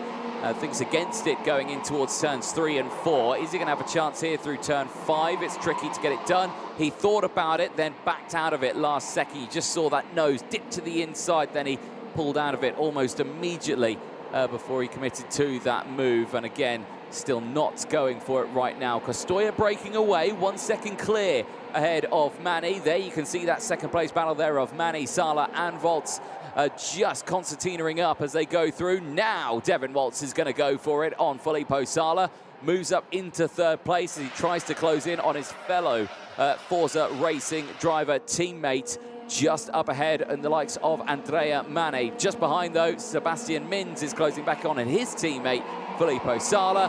Leisen now is up into 6th place, and Nicholas Schaufler is up to 7th. Yeah, Schaufler moving up through the order once again. It's good to see Devin Waltz continuing the form that we saw in France for round 2 to get some more championship points on the board. Best result in one of those points stages so far this season was 7th in the final intermediate classification last time out at Val d'Argenton. New fastest lap of the race, Jensen Burnett, 52.617, and not seeing too much of Burnett on screen, but keeping an eye on his progress. 16 places in this race, one of a number of drivers who've gained a lot of positions so far in this one. Likewise, Jacopo Martinez up 14 to 12th. Florentine Hattemer is up 16 spots as well to 14th. So drivers proving once again you can overtake around this Slovak karting centre circuit. It's just under 1.2 kilometres in length. There's a warning flag for Thomas Pradir. Won't matter too much because Pradir is already out of this race. And there is another new fastest lap of the race, Nicholas Schaufler, continuing to get points on the board. 6th place at the moment, not just in this race, but also in the intermediate classification. Good work there from the Austrian. Superb little camera view there. I do want to see more of that over the course of this weekend. Maybe once at the start of a race, that'd be nice to see that one. But brilliant to see how hard the production team working here at the RGMMC Group, really bringing in so many new dynamics to the championships for the viewers viewing delectation at home, of course, and as well for people at the circuit to watch back these races. They can see some fantastic camera angles from the weekends. We're on lap 9 of 10. Costoya leads the way from Andrea Mani, Devin Waltz and Filippo Sala. That is the battle you are watching on your screen. Schaufler there in P5. He is under pressure from Sebastian Mins, Boris Leisen, Jack Iliff just behind. He has not been able to break away. Martinez closing in. P12, Martinez, how many positions has he gained? 14 of them. There has been some really big movers. Yeah. It just shows how many people were out of position during qualifying. I think it shows as well just how tough. Oh, it's down the inside. That's a bold one from Waltz on his teammates. He's made it work. He's up to P2 now. And I think it just shows how tough those timed qualifying sessions were, and the traffic management was such a key part of yesterday, because especially when you're in that infield, it's not like we saw a little bit at Val d'Argenton and earlier in the year at Valencia where you want a bit of a slipstream buddy for those long straights. There aren't those long straights here. You want a bit of clear track, and especially in OK Junior when you had 30 karts out at one time, only 6 minutes to get your lap times in. And again, with the evolution of the tyres and the performance, you need to be in that position on the last lap. It just shows that, yes, it was a bit of a topsy-turvy time yesterday in that timed qualifying session. We're on the last lap, though. Christian Costoya, very comfortable drive here, Anthony. He's looking in very good form. He certainly is. This will add another qualifying heat win to his record. Puts him in a really good spot in the IC. He would lead it with 185 points at the moment. It's Christian Costoya across the line, and he retakes the lead of that IC. But of course, it is Harrison Mackey's 3-on-3. If he takes another win earlier on, he would go back to the lead with 200 points. But at the moment, you've got to give it to Christian Costoya. Devin Waltz finishing in 2nd place, then ahead of his teammate Andrea Mani. Filippo Sala rounding out the top 4. Nicholas Schaufler, 9 places gained, gets a top 5 finish. That's what he needs. He has not been in and around there. Qualifying didn't go his way. He's been starting on the 7th row of the grid. Top 5 finish. He'll like that one. Sebastian Mins finishing in 6th place from Boris Leisen. Jack Iliff ahead of Ili Christian, the Canadian, who gained 16 positions to finish with inside the top 10. Daniel Kelleher rounding out that top 10. Then it's Jacopo Martinez, 15 places gained in 11th from Jos Mulder, Jensen Burnett, Florentine Hattemer, who gained 16 positions as well as Burnett. Cochet gaining 6 to round out the top 15. Sky Parker, Mariano Lopez, Jean Jose, Marcel Szabo and Ethan Lennon all in the top 20. Philip Planeta, Meryl Peldes, Manuel Miguez, Tobias Trezeni and Amin Kara Osman take us down to 25th place. 3 more finishers, Alex Martinez, Alexander Chartier and Lev Krutilov. It's been a real turnaround for the worse, unfortunately, for Krutilov. Had a great start to the weekend, but is on a downward trend in terms of the results. 3 retirements, Pradir, Rao and Toth. And there we go. Then that is the last race for OK Junior before we go to the lunch break. The first race of round 4 completes. One more race to go, if I'm not mistaken, before we get to that lunch break. And it'll be back to the OK category for the race between groups B and E. But there's Christian Costoya, who will lead at this this stage midway through round 4, and that definitely, Anthony, puts the pressure on the likes of Harrison Mackie later on this afternoon. It certainly does. This was a look at the start, and well, it was a great start from Filippo Sala. You can see there was some bit of jostling happening in the mid-pack there, a little bit of drivers out of position, but crucially for Sala, right where he needed to be. Martin Toth, though, that is not where he wanted to be. Out of the race at turn number 1. Valiant attempt at getting it restarted. Had some good speed there, got on the throttle, but it just didn't go, and that was a big shame for him. He was out on that opening lap of the race.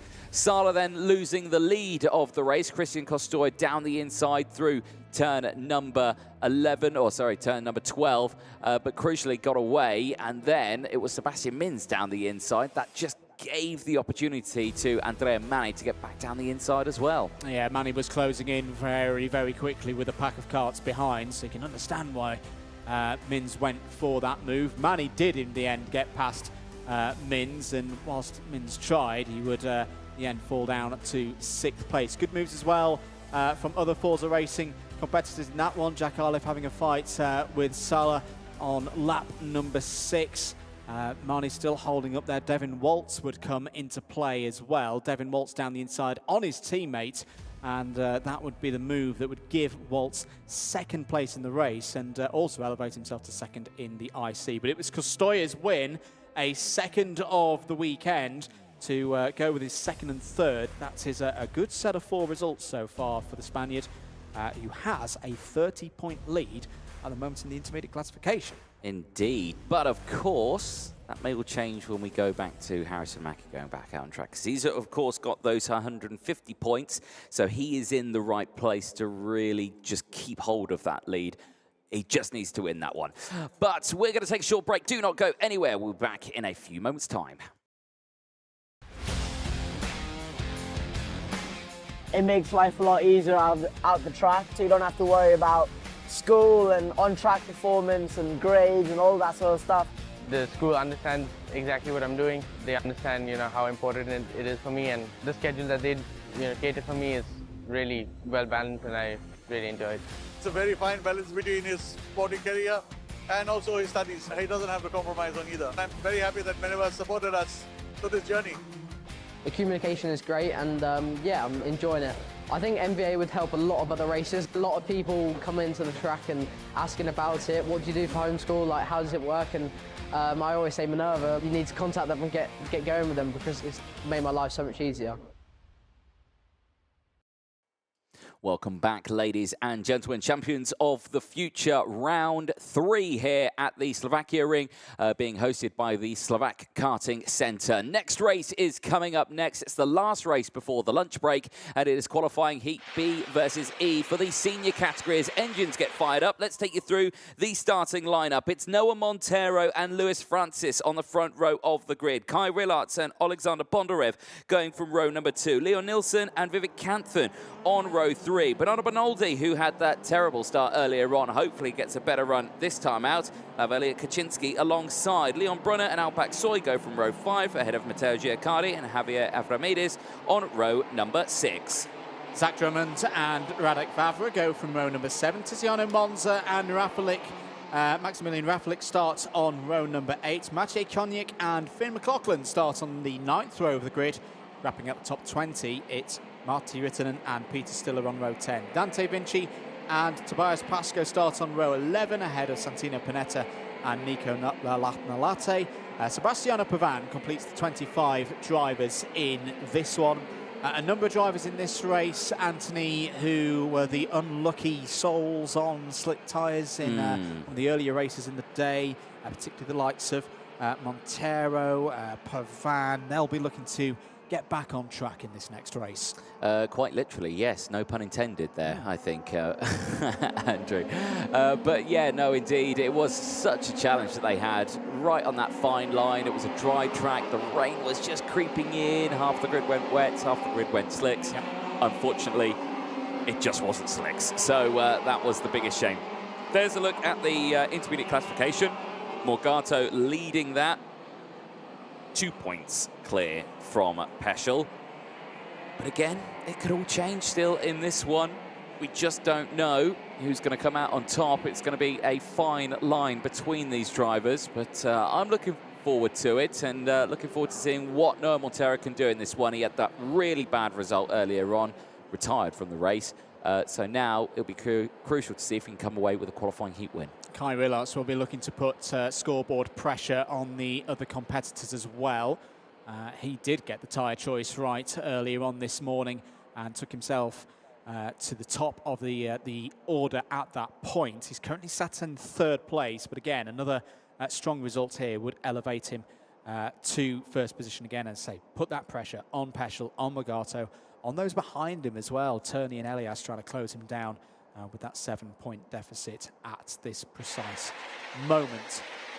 Looks like everybody is present and ready for this one. Into the tram lines. Are we good for a start? Yes, we are. Green light, 13 laps underway. Good start for Montero. Holds position. Wow, look at Rillarts down the inside. But Noldy's on the grass yet again. This time has kept hold of it, hopping across the curb. But what a start for Kai Rillarts, firing through from third place. That is superb, exactly what we want to see, and I think Bonaldi just likes that inside line now. I think that's his new racing line through turn one, over the grass and on the apex. But yeah, Kai Rillarts, that was lightning quick reactions at the start of that race and not wasting any time. But Montero's still there. He is still in a chance of this one. He has not allowed Rillarts to break away. And remember, we didn't see these two battling with each other because Rillarts was on the wet track and Montero had gone for the slicks. So we've not seen these two battle in this sort of situation yet. So again, looking forward to seeing what's going to happen down the inside. Oh, Kaczynski's going to get squeezed out wide there, and through will go Alpak Soy. But crucially at the front here, it's Rillarts who leads from Montero, Bondarev, Canthan from Francis, then it's Aksoy, Kaczynski, Nilsson, Avramides, Bonaldi, Maximilian Rafalek, then it's Monza, Brunner and Vavra, the top 14.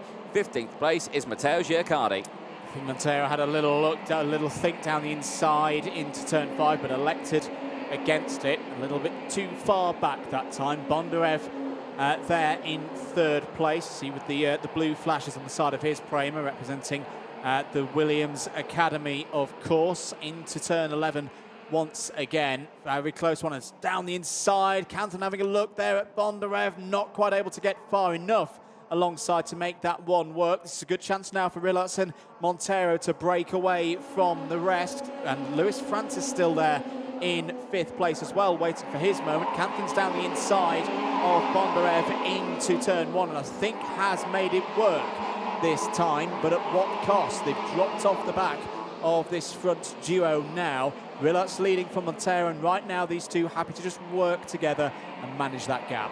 Certainly so, but a little bit wide there from Rillarts, and Montero could have an opportunity here. He is locked right in. Now there's green flags there at post 5, which means there'll be a yellow flag at post 4, and I'm seeing Radek Vavra on our timing screen as not coming through. There's a couple more there. Oh, it's Tiziano Monza again out of this one.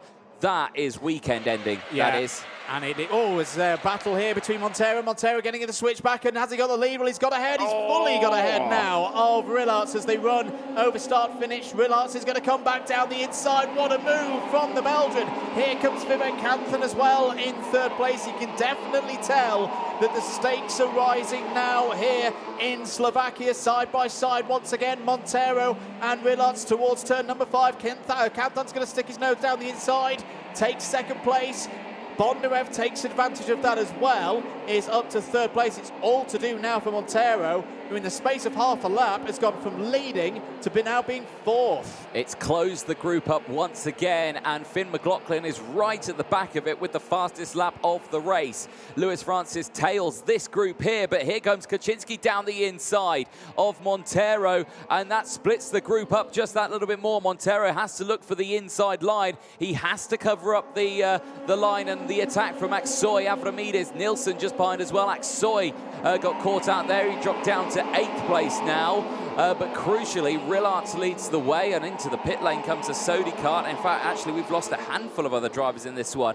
Radek Vanvra, Tiziano Monza, Bernardo Minoldi's come in, and that was Nico Lanhalate, who has pulled into the pit lane as well. Unfortunately, the driver from Finland is out of this race. Yeah, for a few of those drivers, again, that could be weekend-ending scenarios in terms of getting through to the top 36, who'll be on the grid for Sunday's final. They will, of course, have more qualifying heats and super heats to come, but realistically, a very tall order, too tall an order for a number of those drivers from here on in. Rillarts starting to stretch this out at the front of the order. Vivek Kanthan going with him right now, end of lap number 5. The gap is just under a 10th and a half. Bondarev still there in 3rd place. No changes in the top 15 on that last lap. It's got a fast pace, this race. 51.238, currently the new fastest lap of the race from Finn McLaughlin. Again, there in 10th place, trying to play his way back into things. Like at the moment, he is very much in play. 5th place in the points in the intermediate classification at this moment. Also at the front here, looks like Kanthan is starting to hassle the back of Kai Rillarts here, but this is where experience could come into play. He's having a look down the inside. This is where he had problems earlier on in the previous race and has had problems again. They've not changed position, but that has brought Bondarev, Kaczynski, Montero. They're going to be sniffing for positions now. Kaczynski's a little bit wide out of turn number 15. Is there going to be an opportunity now for Montero? Into the second half of this race, Anthony, you can tell the pressure is rising. I don't think turn 11's the corner to get an overtake on. Turn 12, yes, because you're at a lot slower speed. You can keep control of the car a little bit more because you've slowed down enough from turn 11. But just trying to get the direction change to get the car down the inside, there's not enough space and the back end steps out. Both times Kanthan's tried that, the back end has stepped out on him. We spoke to some drivers earlier on in the weekend. Turn 11 in terms of an overtaking spot might be one tomorrow on the last lap of a final, but yeah. I agree. Right now in a qualifying heat, it's again that high risk versus low reward that simply does, the maths don't add up at the moment through that portion of the circuit. I would say Kanthan is faster though. Yeah. He keeps closing into the back of Rillarts every single lap. He's just got to find his moment. Again, this is a young driver still finding his way, I think, in the OK category here with the seniors, but he's definitely got the pace to be a challenger into turns 3 and 4 again. Oh, Bondarev looked a little bit wide that time. Maybe under threat from Kaczynski behind. I think Kaczynski has got through. This is a replay. What we're going to have a look at here. Oh, that is a mighty wide moment for one of the KRs. I think that was Noah Montero. That was a mighty save. That's if the small camera operator that's looking after that camera just had a heart attack. Change for the lead. Down the inside, Vivek Kanthan, that's what we were talking about. Literally, turn 11, you can't do it. But turn 12, when you slow it down, you're in more control. That is absolutely spot on. That is what we needed from Vivek Kanthan there to get past, and he's done it. Rillarts was communicating with him there and said, right, you now go, keep going, don't defend, I will just follow you, and if I can keep up, I'll stay with you. Indeed. Wow, this is one that's still got a lot to give, I think, across the course of the next 5 laps. Finn McLaughlin currently, no, he's not your biggest mover. Sebastiano Pavan is your biggest mover in this race. He's gained 12 places at the moment, he's up to 13th. I think still on that bubble of being in the top 36 of these intermediate classifications, but that's a story for another time. Kanthan has gone. Kanthan has bolted up the road here. This is a really, really impressive performance from the young American. As Bondarev, yeah, is falling down the order. It's down to 15th place now. What has happened to Prema Racing's Alexander Bondarev? Is this another chapter of what has been the up and down season for Alexander Bondarev? When it's been good, it's been very good. Unfortunately, in terms of the consistency, there's been too many results like this down now outside of the top 10. Yeah, indeed. Yeah, he's tumbled down to P15 and he's held position there, but unsure what's happened. So maybe just got caught out on the outside, and then the big train that was forming up behind that group, because there was a big train forming up the behind that group, just came through, and he just lost out in so many places. Well, you can see the top 4 have split themselves up just that little bit. They're nice and calm now. It's a little bit close here. Montero is still on that rear bumper of Kaczynski and could still have an opportunity to get up into 3rd place in this one. He knows he's got the pace here. Much better exit out of turn 14 and 15 there. He says to Kaczynski, go. Kaczynski says yes to that. Whether or not it'll stay like that is another question, because Montero here could have a chance to close in. Now, I'm not going to put 2 and 2 together, but Lewis Francis, who was in that area, has just come away with a warning flag. He dropped down the order as well as Bondarev. Maybe, I don't know. But yeah, that's obviously complete 100% speculation. This, though, here, Montero still on Kaczynski.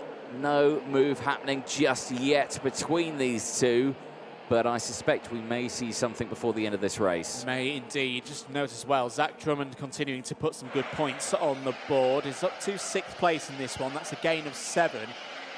Yes, we are in the midst of a round of races in the qualifying heats, but right now he's back up to 2nd place in the intermediate classification, ahead of Montero now and ahead of McLaughlin as well. 2 laps to go. Back with our battle for 3rd.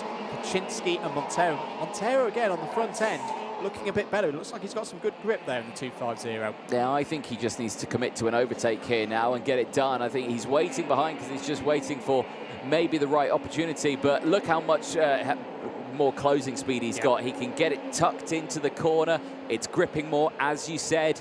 Yeah, it just looks so much faster on the apex of a corner. Watch it there and look at it. On the exit, he's got it, and there he's going to go for it. Down the inside at turn 12. Nicely done. Very nicely done there from Noah Montero. He's having a good weekend. We'll now look to pull away as we go on to the final lap. There is your race leader, Vivek Kanthan, going through turn 1 towards turn 2. We've already seen some really impressive drives from Vivek Kanthan in 2024 on his step up to the senior categories. This could be the best one yet. He's taken on some very, very strong drivers with performances already been good this weekend here in Slovakia, and right now he's on his way to race victory. He's going to put himself up to 7th place in the intermediate classification with 1 race to go. He's clearly learned from some mistakes earlier on this weekend. Had another go through turn 11 on Kai Rillots, didn't work out. He made it count later on in the race through turn 12 and hasn't looked back since. Vivek Kanthan takes the checkered flag. 50 intermediate classification points for him. It's a win by 1.2 seconds to the nearest 10th ahead of Kai Rillots. It's more good points for Rillots. He goes into the lead in the intermediate classification, 180 points from a possible 200. Noah Montero 3rd. That move on Elliot Kaczynski towards the end. And a good drive as well from Javier Avramidis, up 7 places into the top 5. Yes, indeed. Nicely done from the field. Drummond, championship leader, 7 positions gained as well. That's a good finish for him, the results he will have wanted. Nilsson finishing in 7th place. McLaughlin, good run in the top 10. 10 places gained. Sebastiano Pavan, 16 places gained from the back of the grid. That, in dry conditions, is a superb effort from the Italian. 16 places gained to finish in that top 10. Giaccardi rounds out the top 10 ahead of Stiller. Then it's Aksoy, Francis, Bondarev, Konyik. Then it's Vinci, Rittinen, Panetta and Tobias, the 19 finishers in that race. The retirements: Nico Lanhalate, Bernardo Minoldi, Tiziano Monza, Radek Vavra, Maximilian Rafalik and Leon Brunner. Unfortunately, all retirements from that race. The clean-up operation underway for the drivers. Well, only a few more things that we will see today, which will be the highlights from that race, which you will see right now. And Andrew, good run in this one. Great start from Kai Rillots. Oh, unbelievable start for Kai Rillots. There was the scary moment for Bernardo Bernaldi, who's just not quite been able to take advantage of the decent timed qualifying that he had earlier on this weekend. That was the number 278 down the inside. Alpak Soy making moves on his way to 12th place. That was the scary moment. My goodness me. For the Kart Republics going wide out of turn number 2. It would be a disaster, unfortunately, again for Tiziano Monza after a retirement earlier on this morning, having been one of the racers on slick tyres in the wet conditions. It doesn't look like it's going to be Monza's weekend. This was a great back and forth. Montero taking the lead. Rillarts would respond immediately down the inside into turn 1. This is where things would go a bit wrong for Montero because the opportunity would arise for Canthan to get down the inside later on this lap. This was a great moment side by side between Rillarts and Montero. You've got to give it to the Portuguese driver who was giving it his all at this stage, but again, out wide, no grip there on drivers left. That was the chance for Canthan to step through. This is where it nearly went all wrong again for Vivek Canthan through turn 11. Held on to second place. Bondarev was up to third at this point.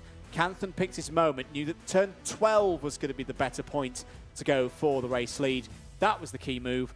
At that point, he drove away. He certainly did. There was Montero getting past Kaczynski as well. We were waiting for that overtake all the way throughout it. But a superb drive there for Vivek Canthan, the American for Paralympic Motorsport, on top here at the Slovakia ring in Slovakia.